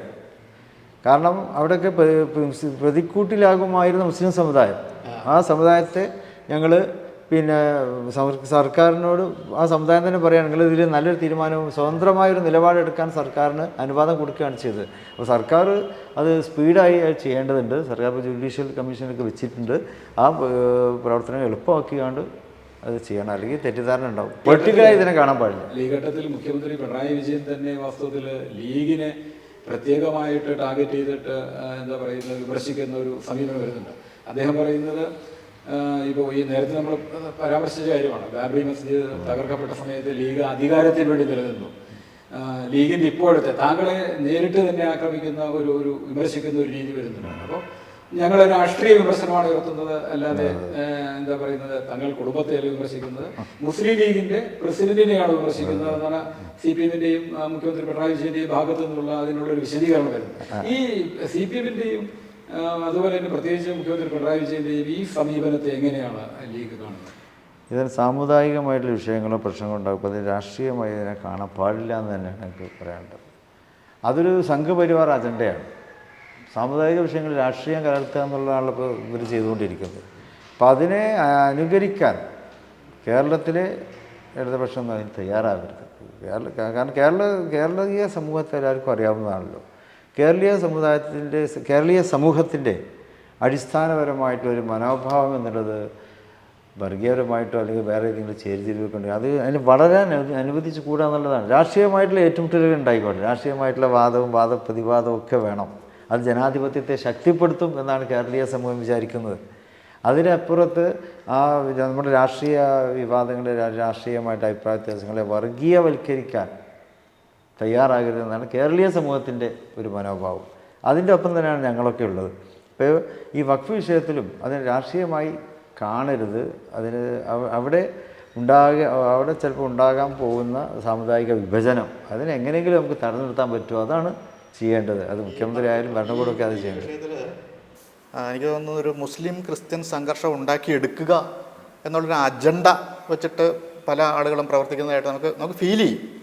അപ്പം അങ്ങനെ ഒരു അതുകൊണ്ട് നേട്ടം ഉണ്ടാകുന്ന ഈ പറയുന്ന മുസ്ലിം ക്രിസ്ത്യൻ വിഭാഗങ്ങൾക്കോ അല്ലതാനും അങ്ങനെ ആ ഒരു വിഭജനം വന്നാൽ അതുണ്ടാക്കാവുന്ന പ്രത്യാഘാതം വളരെ വലുതാണ്. പക്ഷേ ഇവിടെ CPM-നെ സംബന്ധിച്ചിടത്തോളം പിന്നെ UDF-ൻ്റെ ഒരു ശക്തി എന്നുള്ളത് ക്രിസ്ത്യൻ മുസ്ലിം ഐക്യമാണ്. ക്രിസ്ത്യൻ വിഭാഗവും മുസ്ലിം വിഭാഗത്തിൻ്റെയും വോട്ടുകളാണ് UDF-ൻ്റെ ഒരു ശക്തി. അതിൽ എങ്ങനെയെങ്കിലും വെള്ളം ചേർക്കാൻ ഭിന്നം നടക്കാൻ പറ്റുമെന്നാണ് CPM-ൻ്റെ രാഷ്ട്രീയം എന്ന് ഞങ്ങൾ സംശയിച്ചു പോകും. പക്ഷേ CPM-ൻ്റെ ഭാഗത്തു നിന്ന് ചില ഘട്ടങ്ങളിലൊക്കെ മുസ്ലിം ലീഗിന് വലിയ പ്രശംസയും വലിയ ഗുഡ് സർട്ടിഫിക്കറ്റും കിട്ടിയിട്ടുണ്ട്. ലീഗ് മതേതരത്വ പാർട്ടിയാണെന്ന് വരെ പറഞ്ഞ് അഭിനന്ദിച്ച സന്ദർഭങ്ങൾ കേരളത്തിലുണ്ടായിട്ടുണ്ട്. പക്ഷേ ഈ അടുത്തിടെ കഴിഞ്ഞ തെരഞ്ഞെടുപ്പ് സമയത്താണ് ജമാഅത്തെ ഇസ്ലാമി അതുപോലെ ഏതൊക്കെയാണോ പൊതുസമൂഹത്തിൽ യോജിച്ച് നിൽക്കാൻ അല്ലെങ്കിൽ കൂടെ നിർത്താൻ പറ്റാത്ത സ്വഭാവമുള്ള പാർട്ടികൾ അതുമൊക്കെയായി കൂടിച്ചേർന്ന് നീങ്ങുന്ന ഒരു സംവിധാനമാണ് മുസ്ലിം ലീഗ് എന്ന് രൂക്ഷമായിട്ടാണ് കഴിഞ്ഞ തവണ പ്രതികരണം ഉണ്ടായത്. അതെന്തുകൊണ്ടാണ് അങ്ങനെ ഒരു പെട്ടെന്നൊരു നിലപാട് മാറ്റിയത്? പാർലമെന്റ് ഇലക്ഷൻ സമയത്ത് ലീഗിനെ വളരെയധികം പ്രശംസിക്കുകയായിരുന്നു, കൂടെ നിർത്താൻ വരെ ശ്രമിച്ചിരുന്നു. അതായത് ലോക്സഭാ ഇലക്ഷൻ കഴിഞ്ഞപ്പോൾ CPM-ന് ലീഗിനോടുള്ള സമീപനത്തിൽ പ്രത്യക്ഷത്തിൽ മാറ്റമുള്ളതായിട്ട് ഫീൽ ചെയ്യുന്നുണ്ടോ? അതായത് ലോക്സഭാ ഇലക്ഷനിൽ CPM വിചാരിച്ച പോലെയുള്ള വോട്ടുകൾ അവർക്ക് കിട്ടിയില്ല. കിട്ടില്ല. അതാണ്. അപ്പോൾ പിന്നെ എപ്പോഴും ലീഗിനെ അല്ലെങ്കിൽ മുസ്ലിങ്ങളെ കടന്നാക്രമിക്കുക എന്നുള്ളൊരു ശൈലിയാണല്ലോ. ഒന്നാമത് മുസ്ലിങ്ങൾ ഒരു വികാരജീവികളായിട്ട് കാണുന്നത്. അതുകൊണ്ടായിരിക്കാം അയിമ പിടിച്ചിട്ടുള്ളത്. കാരണം അദ്ദേഹം ക്രിസ്ത്യൻ വോട്ടുകൾ അവർക്ക് കിട്ടിയില്ല, മറ്റ് വിഭാഗങ്ങളുടെ വോട്ടുകളൊന്നും അവർക്ക് കിട്ടിയില്ല. അതുകൊണ്ടാണ് അവർക്ക് ലോക്സഭയിൽ ഇത്ര വലിയൊരു പരാജയം അവർ പ്രതീക്ഷിച്ചിട്ടില്ല. സാധാരണ ഇപ്പോൾ എല്ലാവരും പറയാറുണ്ടല്ലോ മാവിനെ എറിയാൻ താല്പര്യം. ഇപ്പോൾ ആ നിലയ്ക്ക് ഞങ്ങളിങ്ങനെ എറിഞ്ഞുകൊണ്ടിരിക്കുന്നു. ഇപ്പോൾ ഈ പറയുന്ന ജമാഅത്ത് ഇസ്ലാമിയെ എത്രയോ കാലം കൂട്ടിയിട്ടുള്ള അല്ല അതിൽ ചെറിയൊരു ഇപ്പോൾ 2 കൊല്ലം മുമ്പ് CPM-ന്റെ അവസാനത്തെ പാർട്ടി കോൺഗ്രസ് കണ്ണൂരാണ് നടന്നത്. അപ്പോൾ ആ സമയത്ത് പാർട്ടി കോൺഗ്രസിന് കുറച്ച് മുൻപ് വരെ ലീഗിനെ എങ്ങനെ ഇടത് ക്യാമ്പിലേക്ക് കൊണ്ടുവരാമെന്നുള്ള വലിയ ഒരു നീക്കങ്ങൾ നടന്നിരുന്നു. ലീഗിനെ വലിയ തോതിൽ പ്രശംസിക്കുന്നു. അതെ. അപ്പോൾ ചിലപ്പോൾ പാർട്ടി കോൺഗ്രസ്സിൽ അതിനനുകൂലമായിട്ട് പണ്ട് MV രാഘവൻ കൊണ്ടുവന്ന ബദൽ രേഖയാണ് അപ്പോൾ എല്ലാവരുടെയും മനസ്സിലേക്ക് വന്നത്. എങ്ങനെയാണ് ന്യൂനപക്ഷങ്ങളെ, പ്രത്യേകിച്ച് മുസ്ലിം ലീഗിനെ ഇടത് മുന്നണിയിലും അതുപോലെ തന്നെ CPM-നോട് ചേർത്ത് നിർത്തേണ്ടത്. അത് പക്ഷേ പാർട്ടി കോൺഗ്രസ് വന്നപ്പോൾ അത് അവർ അംഗീകരിച്ചില്ല, പഴയ സമീപനത്തിന് തുടർന്നു. പക്ഷേ ആ ഒരു ഘട്ടത്തിൽ വലിയൊരു ആശയക്കുഴപ്പം കേരള സമൂഹത്തിലുണ്ടായിരുന്നു. അതായത് ലീഗ് ഇടത് ക്യാമ്പിലേക്ക് പോവുകയാണോ എന്നുള്ളത്. UDF-ൻ്റെ ഉള്ളിൽ പോലും എനിക്ക് തോന്നുന്നു ചില ആശയക്കുഴപ്പങ്ങളുണ്ടായിരുന്നു. ആ സമയത്ത് ശരിക്കും ലീഗുമായിട്ട് CPM അങ്ങനെ എന്തെങ്കിലും ഒരു ആശയവിനിമയം നടത്തിയിരുന്നു? ഔദ്യോഗികമായിട്ട് അങ്ങനെ ആശയവിനിമയം ഉണ്ടായിട്ടില്ല. അവർ തോന്നലുകൾ പറഞ്ഞ പോലെ പലർക്കും ഉണ്ടായിരുന്നു. പക്ഷെ ലീഗ് അവിടെ ഒരു ഉറച്ച തീരുമാനമെടുത്തു. ഇപ്പോൾ ലീഗിന് അങ്ങനെ ഒരു തോന്നലുണ്ടായിരുന്നു? ലീഗിന് അങ്ങനെ തോന്നുന്നുണ്ടെന്ന് ചിലരൊക്കെ വിചാരിച്ചു, അത്രയേ ഉള്ളൂ. പക്ഷേ UDF-ൽ നിന്നും ഇപ്പോൾ വിടേണ്ട ഒരു സാഹചര്യം നിലവിലില്ല എന്നതിലാണ് പിന്നെ മുസ്ലിം ലീഗ് കുറച്ച്. പക്ഷെ അനൗദ്യോഗികമായിട്ട് ചില സമീപനങ്ങൾ ഉണ്ടായിരുന്നു, അങ്ങനെയാണോ? അല്ല, അങ്ങനെ പ്രത്യക്ഷത്തിൽ ഉണ്ടായിട്ടില്ല. കാരണം ഇങ്ങനെ ചർച്ച നടക്കുമ്പോഴൊക്കെ ലീഗിൻ്റെ നിലപാട്, ലീഗിൻ്റെ നേതാക്കൾ, ഇപ്പോൾ കുഞ്ഞാലിക്കുട്ടി സാഹിബ് ആയാലും അത് തങ്ങളായാലും മറ്റാരും പറയുന്നത് വളരെ ഇങ്ങനെ എങ്ങും തൊടാത്ത തരത്തിലുള്ള ഒരു സംസാരമായിരുന്നു ആ സമയത്തുണ്ടായിരുന്നത്. പൊളിറ്റിക്സ് എന്നൊരു സാധ്യതയുടെ കലയാണല്ലോ. അപ്പോൾ ആ നിലയ്ക്ക് ആരെങ്കിലും ചിന്തിച്ച് പോയിട്ടുണ്ടാവും. പക്ഷേ യാഥാർത്ഥ്യം എന്നുള്ളത് UDF ഉറച്ചു വെക്കുക, UDF-നെ ശക്തിപ്പെടുത്തുക. അത് CPM തിരിച്ചറിഞ്ഞപ്പോഴാണ് പിന്നെ അവർ ഞങ്ങളെ കുറ്റപ്പെടുത്താൻ തുടങ്ങിയത്. അല്ല, അന്ന് കുഞ്ഞാലിക്കുട്ടി സാഹിബ് പറഞ്ഞൊരു പ്രസ്ഥാന ഓർമ്മയുണ്ട്. അതായത് അവർ ഞങ്ങളെക്കുറിച്ച് പ്രശംസിച്ച് പറയുന്നത് അത് അവർ പറയുന്നത് യഥാർത്ഥ കാര്യമല്ലേ, അതിലെന്തിനാണ് അസ്വസ്ഥപ്പെടുന്നതെന്നൊരു ചോദ്യം മൂപ്പര് ചോദിച്ചിരുന്നു. എന്ന് പറഞ്ഞാൽ ആ പാളയത്തിലേക്ക് പോകുമോ ഇല്ലയോ എന്ന ചോദ്യത്തിന് ഒരു യെസ് ഓർ നോ പറയാത്ത ഒരു കോഴിക്കോട്ട് വെച്ച് നടന്നൊരു പത്രസമ്മേളനമായിരുന്നു. അപ്പോൾ അങ്ങനെ ഒരു ആശയക്കുഴപ്പം അണികളിൽ വന്നു പോയിട്ടുണ്ടോ? ഇല്ലില്ല. അതിപ്പോൾ ഒരാളിപ്പോൾ നമ്മളെക്കുറിച്ച് നല്ലത് പറയുമ്പോൾ നമ്മൾ നിഷേധിക്കേണ്ട കാര്യമില്ലല്ലോ. അത് തന്നെയായിരുന്നു അന്ന് പറഞ്ഞത്. അതേ ഉള്ളൂ.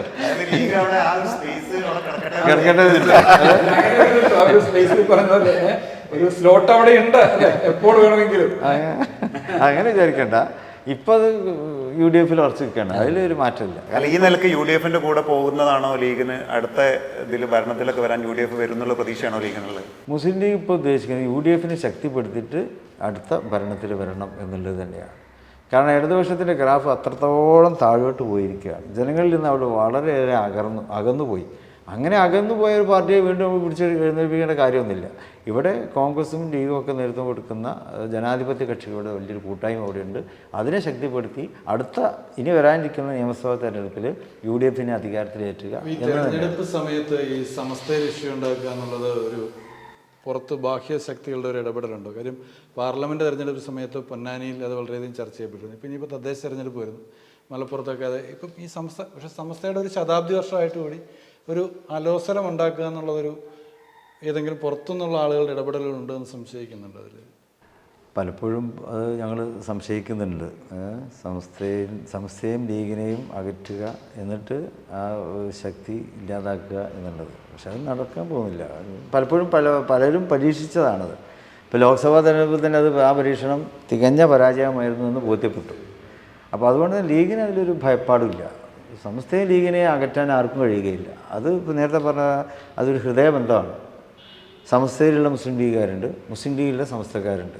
ഇവരെ ആർക്കും അങ്ങോട്ടും ഇങ്ങോട്ടും പിന്നെ അകറ്റാൻ പറ്റില്ല. ലീഗുകാരല്ലാത്ത ഒരുപാട് ആളുകൾ സമസ്തയിലും, സമസ്തക്കാരല്ലാത്ത ഒരുപാട് ആളുകൾ ലീഗിലും ഞങ്ങൾ ഉൾക്കൊള്ളുന്നുണ്ടല്ലോ. അപ്പോൾ അതായത് സമസ്ത എന്ന് പറയുന്നത് അതൊരു മത പ്രസ്ഥാനമായിട്ടും ലീഗ് എന്ന് പറയുന്നത് വ്യത്യസ്തമായി ഒരു രാഷ്ട്രീയ പ്രസ്ഥാനമായിട്ടും അങ്ങനെ വേറിട്ട ഒരു നിലനിൽപ്പ് സാധ്യമാണോ അല്ലെങ്കിൽ ഉണ്ടോ എന്നാണ് ഞാൻ ചോദിച്ചത്. പക്ഷേ സമുദായത്തിൻ്റെ പിന്നെ ഗുണത്തിന് ആവശ്യം രണ്ടുപേരും ചേർന്ന് നിൽക്കുക എന്നുള്ളതാണ്. സമസ്തയും ലീഗും ഒറ്റക്കെട്ടായിട്ട് പോകുക എന്നുള്ളതാണ് അത് പ്രഖ്യാപിതമായിട്ടുള്ള നിലപാടാണ്, കാലങ്ങളിലൂടെ തുടർന്ന് വന്നിട്ടുള്ള നിലപാടാണ്. പക്ഷേ ഈ ഒരു ഘട്ടമുണ്ട്, ശതാബ്ദി പുനരേകീകരണം, ഇങ്ങനെയുള്ള പല കാര്യങ്ങളും അന്തരീക്ഷത്തിലുണ്ട്. പക്ഷെ ആ സമയത്തും ഇങ്ങനെ അലോസരം ഉണ്ടാകുന്ന ഒരു വേദനിപ്പിക്കുന്നത് ലീഗിൽ നിന്ന് പോയവരാണോ അതിന് പിന്നിൽ? നേരത്തെ മുസ്ലിം ലീഗിൽ ഉണ്ടായിരുന്ന ലീഗിൽ നിന്ന് പോയവരോ? ഞാൻ പറഞ്ഞല്ലോ, ഇവിടെ ഭരണപക്ഷം പ്രതിപക്ഷം, ഞങ്ങൾ പ്രതിപക്ഷത്താണ്, ഭരണപക്ഷത്ത് വേറെ കൂട്ടരാണ്. അപ്പോൾ അവരൊക്കെ സ്വാധീനിച്ചുകൊണ്ട് ഇവരെ കൂടെ കൂട്ടാൻ ശ്രമിക്കുന്നുണ്ടാവും. പക്ഷേ സംസ്ഥയുടെ മുഖ്യധാരയിലുള്ളവർ അവർക്കാർക്കും തന്നെ അത് അംഗീകരിക്കാൻ പറ്റുകയില്ല. സംസ്ഥയുടെ മുഖ്യധാരയിലുള്ള നേതാക്കൾ, പണ്ഡിതന്മാർ, അവരുടെയൊക്കെ അഭിപ്രായം ലീഗും സംസ്ഥയും ഒന്നിച്ച് തന്നെ പോകണം. ഞങ്ങൾക്ക് പ്രതീക്ഷയുണ്ട്. അതുകൊണ്ട് മറ്റു ഭയപ്പാടുകളൊന്നുമില്ല. ഈ വിഷയത്തിൽ കഴിഞ്ഞ ദിവസം ശ്രീ E.T. മുഹമ്മദ് ബഷീർ ഡൽഹിയിലൊരു അഭിപ്രായം പറഞ്ഞിരുന്നു.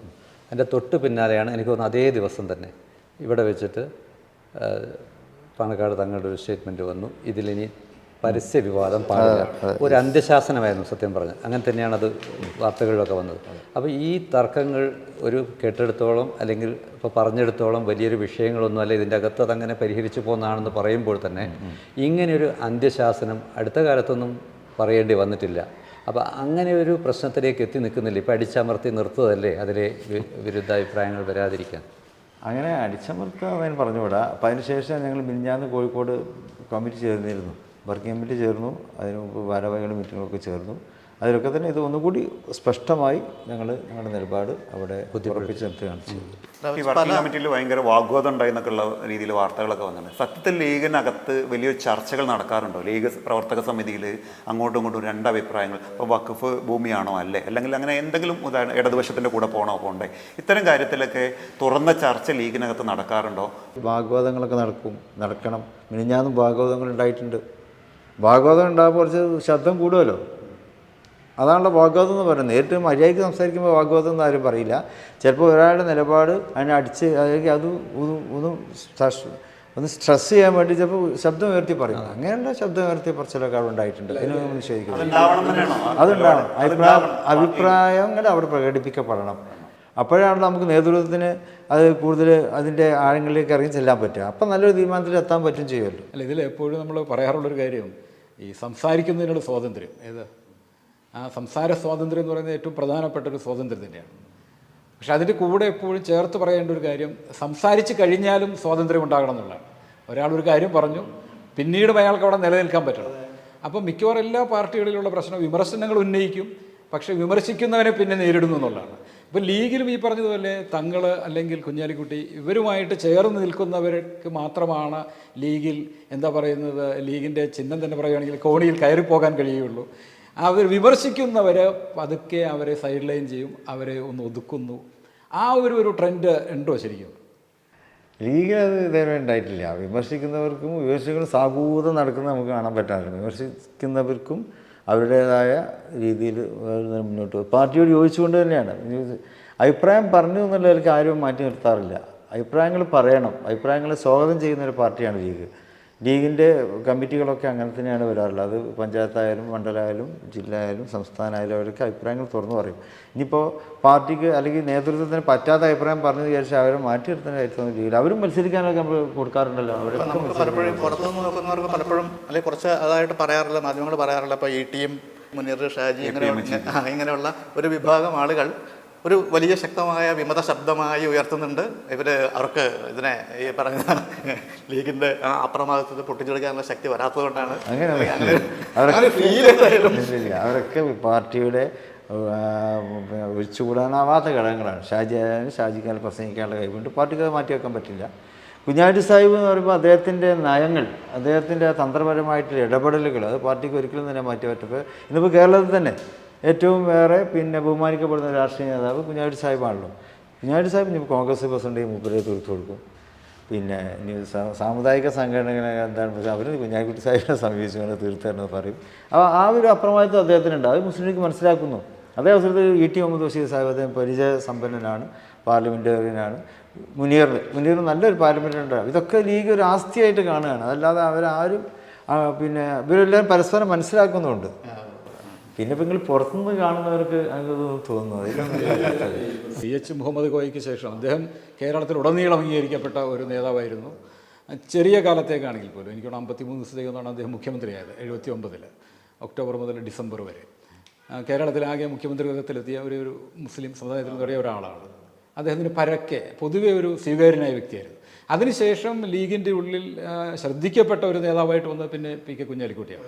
പി കെ കുഞ്ഞാലിക്കുട്ടി എന്തായാലും ലീഗിൻ്റെ വളരെ സജീവമായ നേതൃത്വത്തിലുണ്ട്. പക്ഷെ ഒരു സെക്കൻഡ് ലൈൻ ഓഫ് ലീഡർഷിപ്പ് ആ രീതിയിൽ ലീഗിൽ വളർന്നു വരുന്നുണ്ടോ കുഞ്ഞാലിക്കുട്ടിക്ക് ശേഷം എന്നുള്ള രീതിയിൽ? അദ്ദേഹം ഇപ്പോഴും വളരെ ആക്റ്റീവാണ്. അത് നിലനിൽക്കെ തന്നെയാണ് ഈ ചോദ്യം. അതെ, മുസ്ലിം ലീഗ് ധാരാളം യുവ നേതാക്കളൊക്കെ ഉണ്ടല്ലോ. പിന്നെ ഇപ്പോൾ ഒരു നേതാവുണ്ടാകും പിന്നെ അടിച്ചു കയറുക എന്നുള്ളത് അത് ലീഗ് ചെയ്യാറില്ല. അത് സമയം വരുമ്പോൾ അവരെല്ലാവരും രംഗത്ത് വരും. നിങ്ങൾ ഈ പറഞ്ഞ മൂന്നാല് പേരെങ്കിലും എണ്ണിയല്ലോ, അതൊക്കെ ലീഗിൻ്റെ നേതാക്കളാണ്. അല്ല, ഇപ്പോൾ നമ്മൾ ഈ അടുത്ത ഇലക്ഷനെ കുറിച്ച് സംസാരിച്ചിരുന്നല്ലോ. അപ്പോൾ ഇനിയിപ്പോൾ 2026 അടുത്ത വർഷം വരാൻ പോകുന്ന ഇലക്ഷനെ കുറിച്ച് ലീഗ് കാര്യമായി ഗൗരവമായ ചർച്ചകളൊക്കെ ആരംഭിച്ചിട്ടുണ്ടോ? അതിലത്തെ അത്തരം കാര്യങ്ങൾ അതിനുള്ള സമീപനം? ഇനിയിപ്പോൾ തൊട്ടടുത്ത് വരാൻ പോകുന്നത് പഞ്ചായത്ത് ഇലക്ഷനാണ്. പഞ്ചായത്ത് ഇലക്ഷന് മുന്നൊരുക്കങ്ങൾ ആരംഭിച്ചു കഴിഞ്ഞു. ഇപ്പോൾ കഴിഞ്ഞ ആഴ്ച കോഴിക്കോട് ചെയ്യുന്ന യോഗങ്ങൾ തന്നെ അതിൻ്റെ മുന്നൊരുക്കമാണ്. പിന്നെ പഞ്ചായത്ത് മണ്ഡലം തലങ്ങളിലൊക്കെ നടന്നുകൊണ്ടിരിക്കുന്നുണ്ട്. അത് നടക്കുന്നുണ്ട്. ഈ പഞ്ചായത്ത് ഇലക്ഷനിലെ റിസൾട്ട് അത് തീർച്ചയായിട്ടും അടുത്ത നിയമസഭയെ ബാധിക്കുമല്ലോ. അപ്പോൾ അതുകൊണ്ട് തന്നെ ഈ റിസൾട്ടിനെ മെച്ചപ്പെടുത്താനുള്ള കാര്യങ്ങൾ എന്താണ്, UDF ഒറ്റക്കെട്ടായി നിന്നാൽ കേരളം പിടിച്ചെടുക്കാൻ ഒരു പ്രയാസമില്ല എന്നാണ് ഞങ്ങൾ മനസ്സിലാക്കുന്നത്. അപ്പോൾ UDF ആ ഒരു ശാക്തീകരണം ആവശ്യമാണ്, അനിവാര്യമാണെന്നാണ് ആ ഒരു രീതിയിൽ തന്നെയാണ് നമ്മൾ മുന്നോട്ട് പോകുന്നത്. അപ്പോൾ ഈ താഴെത്തട്ടിലൊക്കെ ചിലപ്പോൾ വാർഡുകളിലൊക്കെ മുസ്ലിമും കോൺഗ്രസും ഒക്കെ ആയിട്ട് ഇഷ്യൂസ് ഉണ്ട്. അതൊക്കെ പരിഹരിക്കുക എന്നുള്ള പദമായിട്ട് നമ്മൾ അതിനാണ് മുൻതൂക്കം കൊടുക്കുന്നത്. ഈ ലീഗിന്റെ ശക്തി കേന്ദ്രങ്ങളിൽ പലയിടത്തും ലീഗിനുള്ളിൽ തന്നെ വലിയ പ്രശ്നങ്ങളുണ്ട്. അതുണ്ട്, സംഘടനാപരമായിട്ട് പ്രശ്നങ്ങൾ നിഷേധിക്കുന്നില്ല. അതൊരു സംഘടനയൊക്കെ ആകുമ്പോൾ അങ്ങനെ തന്നെയാണല്ലോ. അപ്പോൾ ആ പ്രശ്നങ്ങളൊക്കെ നേതൃത്വം ഇടപെട്ടാൽ ഒക്കെ പരിഹരിക്കാൻ പറ്റുന്നുണ്ട്. ഈ ജോസ് കെ മാണിയുടെ കേരള കോൺഗ്രസിനെ UDF എത്തിക്കാൻ കഴിയുമെന്നുള്ളൊരു തോന്നൽ, അല്ലെങ്കിൽ അങ്ങനെ വേണം എന്നുള്ളൊരു തോന്നൽ ലീഗിനുണ്ടോ? ഞാൻ പറഞ്ഞില്ല, ഈ UDF ക്രിസ്തീയ സമൂഹത്തിൻ്റെ അല്ലെങ്കിൽ ക്രിസ്ത്യൻ വിഭാഗം അതൊരു പിന്നെ അവിഭാജ്യ ഘടകമാണ്. അപ്പോൾ അവരെ ഇതിൽ ഉറപ്പിച്ചു നിർത്താൻ നിങ്ങൾ ഈ പറഞ്ഞ രീതിയിലുള്ള കാര്യങ്ങളൊക്കെ ചെയ്യേണ്ടി വരും. അതെ, സംഘടനകളൊക്കെ രാഷ്ട്രീയമായിട്ട് തന്നെ ചില സംഘടനകൾ അങ്ങനെ എന്തെങ്കിലും അനൗദ്യോഗിക ആലോചനകൾ നടക്കുന്നുണ്ട്. കഴിഞ്ഞ ദിവസം പ്രതിപക്ഷ നേതാവ് പറഞ്ഞത് അങ്ങനെ അവരെ ക്ഷണിക്കേണ്ട ഒരു രാഷ്ട്രീയ സാഹചര്യം നിലവിലില്ല എന്നാണ്. അങ്ങനെ എന്തെങ്കിലും ഇപ്പോൾ ഔദ്യോഗിക ചർച്ചകളൊന്നും ഇല്ലെങ്കിലും എല്ലാ വിഭാഗത്തിൻ്റെയും ഒരു സഹകരണം UDF ആവശ്യമാണ്. അപ്പോൾ അതിന് രാഷ്ട്രീയമായിട്ട് എന്തെല്ലാം നമ്മൾ ചെയ്യാൻ പറ്റുക ആ കാര്യങ്ങളൊക്കെ ചെയ്യണം. ലീഗിന് അങ്ങനെ ഒരു താല്പര്യമുണ്ട്. കെ മാണിയുമായിട്ട് ലീഗ് നേതൃത്വത്തിന് വലിയ അടുപ്പമായിരുന്നു അല്ലേ? അപ്പോൾ എൻ്റെ ഒരു ചെറിയൊരു സംശയം, അദ്ദേഹവുമായിട്ട് അത്രയും അടുപ്പമുണ്ടായിരുന്ന സ്ഥിതിക്ക് ഈ LDF പോകുന്നതിന് മുമ്പ് ജോസ് കെ മാണി എന്തെങ്കിലും ആശയവിനിമയം നടത്തിയിരുന്നു? ഞങ്ങൾ LDF പോവുകയാണ്, ലീഗിൻ്റെ ഒരു മൗന സമ്മതം വേണം, ഞങ്ങൾക്ക് വേറെ വഴിയില്ലാത്തത് കൊണ്ടാണ് പോകുന്നത്, അങ്ങനെ എന്തെങ്കിലും സംസാരിച്ചു? അങ്ങനെ ഒരു സമ്മതം ചോദിച്ചാൽ ലീഗ് ഒരിക്കലും കൊടുക്കില്ലല്ലോ. മാണി സാറിൻ്റെ മോന് UDF വിടട്ടെ എന്ന് ചോദിച്ചാൽ ഒരിക്കലും കുഞ്ഞാലി സാഹിബ് സമ്മതിക്കില്ലായിരുന്നു. പക്ഷെ അത് ചോദ്യമൊന്നും ഉണ്ടായിട്ടില്ല, അങ്ങനെ പോയതാണ്. തിരിച്ചു വരണമെന്ന് തന്നെയാണ് ഞങ്ങളുടെ ലീഗ് കേരള രാഷ്ട്രീയത്തിൽ ഒരു എന്താ പറയുക, കോൺഗ്രസിനെ പോലും നിയന്ത്രിക്കുന്ന ഒരു ശക്തിയായിട്ട് മാറുന്നു എന്നുള്ള വലിയ ഒരു വിമർശനം അടക്കാലത്ത് വന്നിരുന്നു. പ്രത്യേകിച്ച് കഴിഞ്ഞ UDF മന്ത്രിസഭയുടെ കാലത്ത് ഈ 5ാം മന്ത്രിസ്ഥാനത്തിന് വേണ്ടിയുള്ള ഒരു വലിയ ചർച്ചകളും അതൊരു വിവാദമായി മാറുകയുണ്ടായി. വാസ്തവത്തിൽ ഈ 5ാം മന്ത്രിസ്ഥാനത്തിന് വേണ്ടിയുള്ളൊരു നീക്കം ശരിക്കും പറഞ്ഞു കഴിഞ്ഞാൽ അത് ആവശ്യമുണ്ടായിരുന്നില്ല എന്ന് ഇപ്പോൾ ലീഗ് നേതൃത്വത്തിൽ തോന്നുന്നുണ്ടോ? അതൊക്കെ കഴിഞ്ഞ എത്ര 5-10-15 വർഷം മുമ്പ് നടന്ന സംഭവങ്ങളാണ്. അത് വീണ്ടും നമ്മൾ അല്ല, അതുകൊണ്ട് വലിയ തോതിൽ ലീഗിന് ഒരു വലിയ എന്താ പറയുന്നത്, ലീഗ് അവർക്ക് ആവശ്യമുള്ളതിനേക്കാൾ കൂടുതൽ ഡിമാൻഡ് ചെയ്യുന്നു എന്നുള്ള ഒരു ചോദ്യം വന്നിരുന്നു. അതുമല്ല, ലീഗിൻ്റെ അന്നത്തെ ഒരു രാഷ്ട്രീയ സ്ഥിതി വെച്ച് നോക്കുമ്പോൾ ലീഗിൻ്റെ വോട്ടിംഗ് ശതമാനമൊക്കെ വെച്ച് നോക്കുമ്പോൾ ലീഗിന് അതിനുള്ള അർഹതയുണ്ട് എന്ന് താഴെ തട്ടിൽ നിന്നുള്ള അഭിപ്രായം വന്നപ്പോൾ അത് നേതൃത്വം ഒന്ന് അതിനനുസരിച്ച് നിന്ന് ആവശ്യപ്പെട്ടു എന്ന് മാത്രം. അത് കോൺഗ്രസ് തരാനും തയ്യാറായത്. ദേശീയ രാഷ്ട്രീയം അതിവേഗം മാറിക്കൊണ്ടിരിക്കുകയാണ്. നമ്മളത് നേരത്തെ തന്നെ അതിൻ്റെ ഒരു ഗൗരവം എടുത്തു പറഞ്ഞു. അടുത്തിടെ നടന്ന മഹാരാഷ്ട്ര ഉൾപ്പെടെ എന്തിന് ബംഗാളിൽ വരെ കോൺഗ്രസും CPM സഹകരിച്ച് മത്സരിക്കേണ്ട ഒരു രാഷ്ട്രീയ സാഹചര്യം ഇന്ത്യയിൽ എത്തിക്കഴിഞ്ഞു. ഈ ഒരു സംസ്ഥാനത്ത് മാത്രം ഇപ്പോൾ BJP ഒരു ഭാഗത്ത് ഓരോ തെരഞ്ഞെടുപ്പ് കഴിയുമ്പോഴും അവരുടെ വോട്ടിംഗ് ശതമാനം വർദ്ധിച്ച് വരികയാണ്. ഒരു ലോക്സഭ അവർ ഓൾറെഡി വിജയിച്ചു കഴിഞ്ഞു. നിയമസഭകളിലൊക്കെ 2ാം സ്ഥാനത്തോ 3ാം സ്ഥാനത്തോ എത്ര സീറ്റിൽ വരുന്നു എന്നുള്ളത് ഒരു കണക്കെടുത്തത് എടുക്കേണ്ട ആവശ്യമേ ഉള്ളൂ. ഒരുപാട് സീറ്റുകളിലേക്ക് വരും. അങ്ങനെ ഒരു രാഷ്ട്രീയ സാഹചര്യം വരുമ്പോൾ ഒരു വിശാല കാഴ്ചപ്പാട് കേരളത്തിൽ LDF UDF ഘടകകക്ഷികൾക്കിടയിൽ CPM കോൺഗ്രസിൻ്റെ ഇടയിൽ ഒരു പുനർചിന്തനം ആവശ്യമായി വരും എന്നുള്ള ഒരു രാഷ്ട്രീയ സാഹചര്യം ഇന്നല്ലെങ്കിൽ നാളെ വേണ്ടി വരുമെന്ന് മുസ്ലിം ലീഗ് നോക്കിക്കാണുന്നുണ്ടോ? അതായത് നിങ്ങൾ ഉദ്ദേശിക്കുന്നത് ഇപ്പോൾ ദേശീയ തലത്തിലുള്ള ഇന്ത്യ മുന്നണിയുടെ ഒരു സാഹചര്യം കേരളത്തിലേക്ക് കൂടി വ്യാപിക്കണം എന്നാണ് അല്ലേ? വേണ്ടി വരുമോ? അതൊക്കെ കാലത്തിൻ്റെ ഇതനുസരിച്ച് നമുക്ക് ചെയ്യാവുന്നതാണ്. പക്ഷേ ഒറ്റയടിക്ക് ഇപ്പോൾ കോൺഗ്രസും ലീഗും പിന്നെ CPM ഒറ്റക്കെട്ടാണെന്ന് നമുക്ക് പറഞ്ഞുകൂടല്ലോ. ഭാവിയിൽ അങ്ങനെ ഒരു സ്ഥിതിഗതിയിൽ വരികയാണെങ്കിൽ തീർച്ചയായിട്ടും ഇവിടെയും അത് തന്നെ പരീക്ഷിക്കേണ്ടി വരും. ദേശീയ തലത്തിൽ മുസ്ലിം സമുദായം തന്നെ വലിയ പ്രതിസന്ധി നേരിടുന്നുണ്ട്. കാരണം ഇപ്പോൾ നമുക്കറിയാം, പാർലമെൻറ്റിൽ ഇന്ത്യ ഭരിക്കുന്ന BJPക്ക് ഒരൊറ്റ മുസ്ലിം MP ഇല്ല. അപ്പോൾ പ്രധാനപ്പെട്ട ഒരു ഭരണകക്ഷിയിൽ മുസ്ലിങ്ങളുടെ പ്രാതിനിധ്യം എന്ന് പറയുന്നത് ഇല്ലാതാകുന്നു. മുസ്ലിങ്ങൾ പ്രത്യേകമായിട്ട് ടാർഗറ്റ് ചെയ്യപ്പെടുന്നു. ഇപ്പോൾ പശുവിൻ്റെ പേരിലുള്ള ആക്രമണങ്ങൾ. അപ്പോൾ അതുപോലെ തന്നെ വളരെ കൃത്യമായിട്ട് മുസ്ലിം സമുദായത്തെ ടാർഗറ്റ് ചെയ്തുകൊണ്ടുള്ള നീക്കങ്ങൾ ഭരണകക്ഷിയുടെ ഭാഗത്ത് തന്നെ ഉണ്ടാകുന്നു. ഈ ഒരു പ്രതിസന്ധി, അതായത് ദേശീയ തലത്തിൽ ഇന്ത്യൻ യൂണിയൻ മുസ്ലിം ലീഗ് ഒരു ദേശീയ പാർട്ടിയാണ്. പക്ഷേ അതിൻ്റെ സാന്നിധ്യം ഇപ്പോൾ ദക്ഷിണേന്ത്യയിലേക്ക് ചുരുങ്ങിയിട്ടുണ്ടെങ്കിൽ പോലും അതൊരു ദേശീയ പാർട്ടി തന്നെയാണ്. അപ്പോൾ ദേശീയ തലത്തിൽ മുസ്ലിങ്ങൾ നേരിടുന്ന ഈ ഒരു പ്രതിസന്ധി, കേരളത്തിൽ ആ ഒരു പ്രതിസന്ധിയില്ല. ദക്ഷിണേന്ത്യ പൊതുവെ മുസ്ലിങ്ങളെ സംബന്ധിച്ചിടത്തോളം അങ്ങനെ ഒരു പ്രതിസന്ധിയില്ല. പക്ഷേ ദേശീയ തലത്തിൽ അതല്ല അവസ്ഥ. വലിയ ഒരു പ്രതിസന്ധിയിലാണ് മുസ്ലിം സമുദായം കഴിഞ്ഞുകൂടുന്നത്. അതിനെ എങ്ങനെയാണ് ലീഗ് കാണുന്നത്? ഇന്ത്യ മുന്നണിയുടെ ഭാഗമായിട്ട് പ്രവർത്തിക്കുന്നത് കൊണ്ട് ലീഗ് ഇപ്പോൾ അത്തരത്തിലൊരു രാഷ്ട്രീയ സ്ട്രാറ്റജിയെ കാണുകയാണ്. അതായത് നമുക്കിപ്പോൾ ഇപ്പോൾ കേരളത്തിലേതുപോലെ മറ്റേതെങ്കിലും സംസ്ഥാനത്ത് ഒന്നായിട്ട് ചെല്ലാൻ പറ്റില്ലല്ലോ. കേരളത്തിലേതുപോലെ ഇപ്പോൾ നമുക്ക് തമിഴ്നാട്ടിൽ സ്റ്റാലിനുമായിട്ട് സഹകരിച്ചുകൊണ്ട് DMK-യുമായിട്ട് സഹകരിച്ചുകൊണ്ട് ഞങ്ങൾക്ക് നല്ല നിലയ്ക്ക് മുന്നേറാൻ കഴിയുന്നുണ്ട്. ഒരു MLA ഉണ്ട്. അതുപോലെ തന്നെ ഗവൺമെൻറ്റിൻ്റെ മറ്റ് ആനുകൂല്യങ്ങളൊക്കെ നമുക്ക് കിട്ടുന്നുണ്ട്. അതുപോലെ തന്നെ പഞ്ചായത്തുകളിലും ചെന്നൈ കോർപ്പറേഷനിൽ അതൊക്കെ മുസ്ലിം ലീഗ് ഉണ്ടായിട്ടുണ്ട്. അപ്പോൾ എന്നതുപോലെ തന്നെ ഇതര സംസ്ഥാനങ്ങളിലും ഇതുപോലെ ഒരു രാഷ്ട്രീയ കൂട്ടുകെട്ടുണ്ടാക്കാനാണ് അവരുടെ ഇന്ത്യ അലയൻസിൻ്റെ ഭാഗമായിട്ട് അതിൽ ചേർന്നുകൊണ്ട് അവിടെ മത്സരിക്കാനും അവിടെ പാർട്ടി കെട്ടിപ്പിടിക്കാനും ഒക്കെ പറ്റും എന്നുള്ളൊരു രീതിയിലാണ് ഇപ്പോൾ നമ്മൾ മുന്നോട്ട് പോകുന്നത്. അല്ല, അതിലൊരു ചോദ്യമുണ്ട്. അതിൽ പ്രധാന ഒരു വിമർശനം ലീഗ് നേരിടേണ്ടി വരുന്നത് പലപ്പോഴും കോൺഗ്രസ് ഒരു സോഫ്റ്റ് ഹിന്ദുത്വ അപ്രോച്ച് എടുക്കുന്നു. അതായത് BJP-യുടെ ആ ഒരു ഹാർഡ് ലൈൻ ഹിന്ദുത്വയെ ഒരു സോഫ്റ്റ് ഹിന്ദുത്വ ലൈനിലൂടെയാണ് കോൺഗ്രസ് നേരിടാൻ ശ്രമിക്കുന്നത്. അത് ആത്യന്തികമായിട്ട് മുസ്ലിം സമുദായത്തിന് ഗുണകരമാവില്ല എന്നുള്ള ഒരു നിരീക്ഷണം ഉടലെടുക്കുന്നുണ്ട്. ഇതിനെങ്ങനെയാണ്, ഈ ഒരു വിമർശനത്തെ എങ്ങനെയാണ് ലീഗ് കാണുന്നത്? കുറേ കാലമായിട്ട് ഉയർന്നു കേൾക്കുന്ന ഒരു വിമർശനമാണ്. പക്ഷേ ആ വിമർശനം ശരിയാണ് എന്ന് തോന്നുന്നില്ല. കാരണം എന്താ വെച്ചാൽ സോഫ്റ്റ് ഹിന്ദുത്വ കോൺഗ്രസിനെ ശക്തിപ്പെടുത്തും എന്നത് അങ്ങനെ ആയിരിക്കും ഇത്ര കാലം കോൺഗ്രസ്സിന് തന്നെ അധികാരം തുടരേണ്ടതായിരുന്നല്ലോ. പക്ഷേ യഥാർത്ഥത്തിൽ സംഭവിച്ചത് എന്താണ്? ഇപ്പോൾ കർണാടകയിൽ അവിടെ കഴിഞ്ഞ നിയമസഭാ തെരഞ്ഞെടുപ്പ് ഇപ്പോൾ സിദ്ധാരാമയ്യയും അതുപോലെ തന്നെ DK അധികാരത്തിൽ വന്ന ആ തെരഞ്ഞെടുപ്പിൽ അവർ സോഫ്റ്റ് ഹിന്ദുത്വം മാറ്റിവെച്ചു. അവിടെ അവർ സംഘ് പരിവാറിനെ ശക്തമായിട്ട് അവർ എതിർത്തു. പിന്നെ ഭൂരിപക്ഷ വർഗീയതയെ ശക്തമായിട്ട് എതിർക്കാൻ മുന്നോട്ട് വന്നപ്പോൾ അവർക്കവിടെ അധികാരത്തിൽ വരാൻ കഴിഞ്ഞു. അതുതന്നെയാണ്, അതായിരിക്കണം കോൺഗ്രസിൻ്റെ രാഷ്ട്രീയ ശൈലി നയം എന്നാണ് അവർക്ക് തന്നെ ഇപ്പോൾ മനസ്സിലായിട്ടുള്ളത്. ഇപ്പോൾ ദേശീയ തലത്തിലെ ഇപ്പോൾ UP-യിലാണെങ്കിൽ അവിടുത്തെ മുസ്ലിം ജനസംഖ്യ എന്ന് പറഞ്ഞാൽ വലിയ ജനസംഖ്യയാണ്. അല്ലെങ്കിൽ ബംഗാളിൽ വലിയ ജനസംഖ്യയുണ്ട്. അപ്പോൾ ദേശീയ തലത്തിൽ കേരളത്തിൽ ലീഗ് ഉള്ളതുപോലെ ദേശീയ തലത്തിലൊരു വലിയ പാർട്ടിയായി മുസ്ലിം ലീഗിനെ വളർത്തേണ്ടതില്ലേ? ആ വളർത്തണം എന്ന കാര്യത്തിൽ കേരളത്തിലെ ഇത്ര വലിയ ഒരു പാർട്ടിയായ ലീഗിന് ഒരു ഉത്തരവാദിത്വമില്ലേ? പാണക്കാട്ട് തങ്ങൾക്ക് ഈ പറഞ്ഞ ദേശീയ തലത്തിലുള്ള ഒരു മുസ്ലിം രാഷ്ട്രീയ മുന്നേറ്റം ഇതിന് നേതൃത്വം കൊടുക്കാനുള്ളൊരു ഉത്തരവാദിത്തമില്ലേ? ഇത്രയും കാലമായിട്ട് ആ ഉത്തരവാദിത്തം അതെ ഇപ്പോൾ ഞങ്ങൾ മറ്റ് സംസ്ഥാനങ്ങൾക്ക് പോകുമ്പോൾ അവർ പറയും, നിങ്ങൾ കേരളത്തിൽ എത്ര സുഖമാണ് അവിടുത്തെ മുസ്ലിം സമുദായത്തിന്. മുസ്ലിം ലീഗ് ശക്തമായതുകൊണ്ട് വിദ്യാഭ്യാസപരമായിട്ടും തൊഴിൽപരമായിട്ടും സാമ്പത്തികമായിട്ടുമൊക്കെ മുന്നേറാൻ കഴിയുന്നുണ്ട്. ഇവിടെ ഞങ്ങൾക്കതിന് കഴിയുന്നില്ല. ഇവിടെ ഞങ്ങളിങ്ങനെ അടിച്ചമർത്തപ്പെടുകയാണ്. അതേ അവസരത്തിൽ അവർ ഒറ്റക്കെട്ടായി അപ്പോൾ ഇന്ത്യ മുന്നണിക്ക് തന്നെ 40 സീറ്റ് കഴിഞ്ഞ ലോക്സഭാ തെരഞ്ഞെടുപ്പ് കിട്ടി ഈ യോഗിയുടെ നാട്ടിൽ. കാരണം എന്തായാലും മുസ്ലിം വോട്ടുകൾ ഏകീകരിച്ചു എന്നുള്ളത് കൊണ്ടാണ്. അപ്പോൾ ഈ മുസ്ലിം വോട്ടുകളുടെ ഏകീകരണം തന്നെയാണ് ജനാധിപത്യ ഇന്ത്യക്ക് ഏറ്റവും ആവശ്യമായിട്ടുള്ളത്. ഇപ്പോൾ ലോക്സഭയിൽ പ്രതിപക്ഷ നേതാവ് ഉണ്ടാകാൻ തന്നെ കാരണം എന്താണ്? മുസ്ലിം വോട്ടുകളുടെ ഏകീകരണമാണ്. ഞങ്ങളെപ്പോഴും പ്രസംഗിക്കാറുള്ളതാണ്. നിങ്ങൾ പറഞ്ഞപ്പോൾ ഇതര സംസ്ഥാനങ്ങളിൽ മുസ്ലിം ലീഗ് വേരോട്ടം ഉണ്ടാക്കാൻ പറ്റണം. അതിൻ്റെ ശ്രമങ്ങളിൽ തന്നെയാണ് ഞങ്ങളുള്ളത്.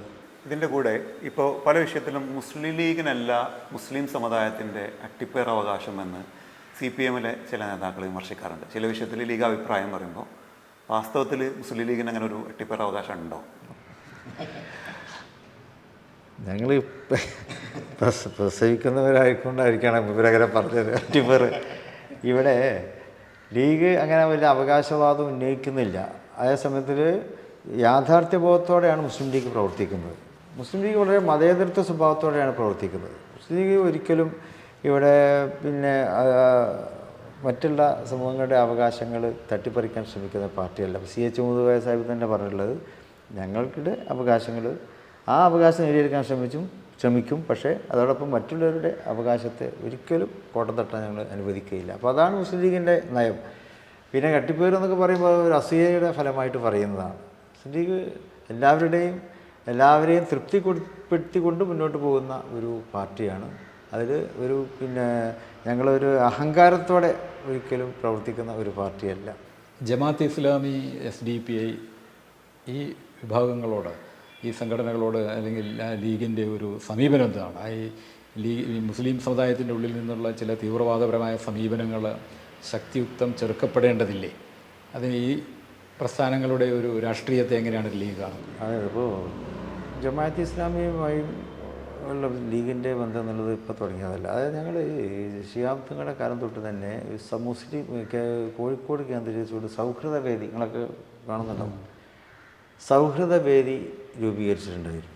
അത് മുസ്ലിംകളിലെ തന്നെ എല്ലാ വിഭാഗങ്ങളെയും യോജിപ്പിച്ചുകൊണ്ടുള്ള ഒരു മുന്നേറ്റമാണ്. അത് മുസ്ലിംകളുടെ പൊതുവായ വിദ്യാഭ്യാസപരമായിട്ടുള്ള കാര്യങ്ങൾ, മറ്റ് സാമൂഹികമായിട്ടുള്ള വിഷയങ്ങൾ, അതുപോലെ തന്നെ മുസ്ലിംകളിൽ തന്നെ ഇപ്പോൾ ഈ മാസപ്പിറവി എന്നപോലുള്ള കാര്യങ്ങളൊക്കെ ഉണ്ടല്ലോ, അതിലൊക്കെ ഒരു യോജിച്ച ഇതാവശ്യമാണ്. അപ്പോൾ അതൊക്കെ ഉറപ്പുവരുത്തുന്നതിന് വേണ്ടി സൗഹൃദ വേദി രൂപീകരിച്ചു. അതങ്ങനെ തുടർന്ന് വരുന്നുണ്ട്. പിന്നെ ഇപ്പോൾ അടുത്ത കാലത്തായിട്ട് ജമാഅത്ത് ഇസ്ലാമി മുസ്ലിം ലീഗുമായിട്ട് യോജിക്കുന്നത്, അതായത് ജനാധിപത്യ മുന്നണിക്ക് അവരുടെ വോട്ടുകൾ നൽകാൻ അവർ തയ്യാറാകുന്നുണ്ട്. അതിന് നമ്മൾ നിഷേധിക്കേണ്ട കാര്യമില്ലല്ലോ, അത്രേ ഉള്ളൂ. അല്ല, അതിൽ മറ്റൊരു സംഗതി എന്താണെന്ന് വെച്ച് കഴിഞ്ഞാൽ, ഇപ്പോൾ ലീഗ് ഇവരെല്ലാവരെയും ഏകീകരിക്കുന്നു. ലീഗ് എന്താ പറയുന്നത്, മുസ്ലിം സമുദായത്തിൻ്റെ വോട്ടുകൾ ഒന്നിപ്പിക്കാൻ ശ്രമിക്കുന്നു. അത് CPM ഒരു ഭീഷണിയായിട്ട് കാണുന്നു എന്നുള്ള ഒരു നിരീക്ഷണങ്ങൾ വരുന്നുണ്ട്. അങ്ങനെ ഒരു സംഗതി ഉണ്ടോ വാസ്തവത്തിൽ? അത് മുസ്ലിം ലീഗിൻ്റെ രാഷ്ട്രീയ നിലപാടുകൾ, ആ രാഷ്ട്രീയ നിലപാടുകളുടെ സുതാര്യത മറ്റുള്ളവർ മനസ്സിലാക്കുമ്പോൾ മറ്റുള്ളവർ ലീഗിന് വോട്ട് ചെയ്യാൻ തയ്യാറാകുന്നുണ്ട്. അതിലിപ്പോൾ ഞങ്ങൾ കുറ്റപ്പെടുത്താൻ പറ്റില്ല. ഞങ്ങൾ നല്ല നയങ്ങളുമായി പോകുമ്പോൾ മറ്റ് സമൂഹം അത് അംഗീകരിക്കുന്നു, അത്രയേ ഉള്ളൂ. AP വിഭാഗമായിട്ട് ലീഗിൻ്റെ ഒരു സമീപനം എങ്ങനെയാണ് ഇപ്പോഴെങ്ങനെയാണ് അതിൻ്റെ ഒരു സ്റ്റാറ്റസ് കോ? അവർ ഇപ്പോൾ ഇടതുപക്ഷത്തോട് ചേർന്ന് നിൽക്കുന്ന ഒരു വിഭാഗമാണ്. അല്ല, അതിലൊരു മാറ്റം വരാൻ സാധ്യതയുണ്ടോ? അതായത് മുസ്ലിം ലീഗിനെ സംബന്ധിച്ചിടത്തോളം മുസ്ലിം സമുദായത്തിൻ്റെ ഐക്യം വളരെ പ്രധാനമാണ്. അങ്ങനെ ഭിന്ന തട്ടിൽ നിന്നുകൊണ്ട് പരസ്പരം പഴിചാരി പോകാൻ അതിൻ്റെ സമയമൊക്കെ കഴിഞ്ഞിരിക്കുന്നു. പ്രത്യേകിച്ച് ഈ ഫാസിസം ശക്തിപ്പെടുമ്പോൾ അവിടെ നമുക്കതിനെ ഒറ്റക്കെട്ടായി എതിർക്കാൻ ഒരൊറ്റ ശബ്ദത്തോടെ മുസ്ലിം മുന്നേറ്റം ആവശ്യമാണ്. അപ്പോൾ അതിനെല്ലാവരെയും ഞങ്ങൾ സ്വാഗതം ചെയ്യുന്നുണ്ട്. ഞങ്ങൾ ആരെയും അകറ്റി നിർത്തുന്നില്ല. ആ നിലപാടായിട്ടാണ് ഇപ്പോൾ ലീഗ് മുന്നോട്ട് പോകുന്നത്. കാന്തപുരം ഞങ്ങളോടൊപ്പം വരണം, മറ്റു വിഭാഗങ്ങളൊക്കെ ഞങ്ങളോടൊപ്പം വരണം. AP കാന്തപുരമായിട്ട് ഒരു ചർച്ചകളും ആ രീതിയിലുള്ള കൂടിയാലോചനകളൊക്കെ നടക്കുന്നുണ്ടോ? ഔദ്യോഗികമായിട്ട് ചർച്ചകളൊന്നും നടന്നിട്ടില്ല. ഔദ്യോഗികമായിട്ട് നടക്കുന്നില്ല, പക്ഷേ അനൗദ്യോഗികമായിട്ട് മുമ്പത്തേതിലും അപേക്ഷിച്ച് ഞങ്ങൾ അടുത്തുകൊണ്ടിരിക്കുകയാണ്. അതൊക്കെ നല്ലതാണ്. തങ്ങൾ തന്നെ ഈ അടുത്ത മദീന അക്കാദമിയിൽ നടന്ന തങ്ങൾ പരമ്പരയുടെ യോഗത്തിൽ പങ്കെടുത്തിരുന്നു. അതൊക്കെ ഒരു അതൊക്കെ ഞങ്ങൾക്ക് ഒരുമിച്ചിരിക്കാനുള്ള വേദികൾ ഇപ്പോൾ കൂടിക്കൊണ്ടിരിക്കുന്നുണ്ട്. AP വിഭാഗത്തിൻ്റെ തന്നെ ഒരു കേന്ദ്രമാണല്ലോ നോളജ് സിറ്റി. അവിടെ പല എഡ്യൂക്കേഷനിലായിട്ട് പരിപാടി മറ്റൊക്കെ പങ്കെടുത്തിരുന്നത് അതിലൊക്കെ ഞങ്ങൾ പങ്കെടുക്കാറുണ്ട്. ഇപ്പോൾ കഴിഞ്ഞ ദിവസം പാർലമെൻറ്റിൽ പ്രധാനമന്ത്രി ഈ ഭരണഘടനാ വിഷയത്തിൽ മറുപടി പ്രസംഗത്തിൽ നടത്തിയൊരു പ്രസംഗം, ഒരു കുടുംബം രാജ്യത്തെ തകർത്തു എന്ന രീതിയിൽ അതിൽ സ്ട്രെസ് ചെയ്തുകൊണ്ടാണ് പറഞ്ഞത്. കോൺഗ്രസിനെ ആണ് ഉദ്ദേശിക്കുന്നത്. അത് നെഹ്റു മുതൽ ഇന്ദിരാഗാന്ധി, രാജീവ് ഗാന്ധി, സോണിയാഗാന്ധി, ഇപ്പോൾ രാഹുൽ ഗാന്ധി. ഇത് കേരളത്തിലിപ്പം മുസ്ലിം ലീഗിനെ കുറിച്ച് ഇങ്ങനെയൊരു ആരോപണം വന്നാൽ സാങ്കല്പികമാണ്. അങ്ങനെ ഒരു ആരോപണം വന്നാൽ ഈ പാർട്ടിയുടെയും ആ തുടക്കം മുതൽ ഇന്ന് വരെ അതിനേക്കാൾ കൂടുതൽ എനിക്ക് തോന്നുന്നു ഇതിൻ്റെ അധ്യക്ഷ പദവി അലങ്കരിച്ചത് ഒരേ കുടുംബത്തിൽ നിന്നാണ്. അപ്പോൾ അത് അങ്ങനെ ഒരു ആരോപണം ഇനി ഏതെങ്കിലും രീതിയിൽ ലീഗിനെ അലട്ടാൻ സാധ്യതയുണ്ടോ? അല്ല, അത് ജനങ്ങളല്ലേ തീരുമാനിക്കേണ്ടത്. ജനങ്ങൾ അവരുടെ പാർട്ടിയെ ആരാണ് നയിക്കേണ്ടതെന്ന് അവരാണ് തീരുമാനിക്കുന്നത്. അല്ലാതെ അതിൽ കുടുംബപരമായിട്ട് ഇടപെടലുകൾ നടക്കാറില്ല. ഒരു ജനാധിപത്യ പാർട്ടി എന്നുള്ള നിലയിൽ ഈ പറഞ്ഞ ഉൾപാർട്ടി തെരഞ്ഞെടുപ്പുകൾ, മറ്റു സംഗതികൾ അത് റെഗുലറായി നടക്കുകയും അങ്ങനെയുള്ള സംഭവങ്ങൾ പക്ഷേ ലീഗിൽ അതൊക്കെ സ്വാഭാവികമാണ്. ഉൾപാർട്ടി ജനാധിപത്യ ലീഗിലുണ്ടല്ലോ.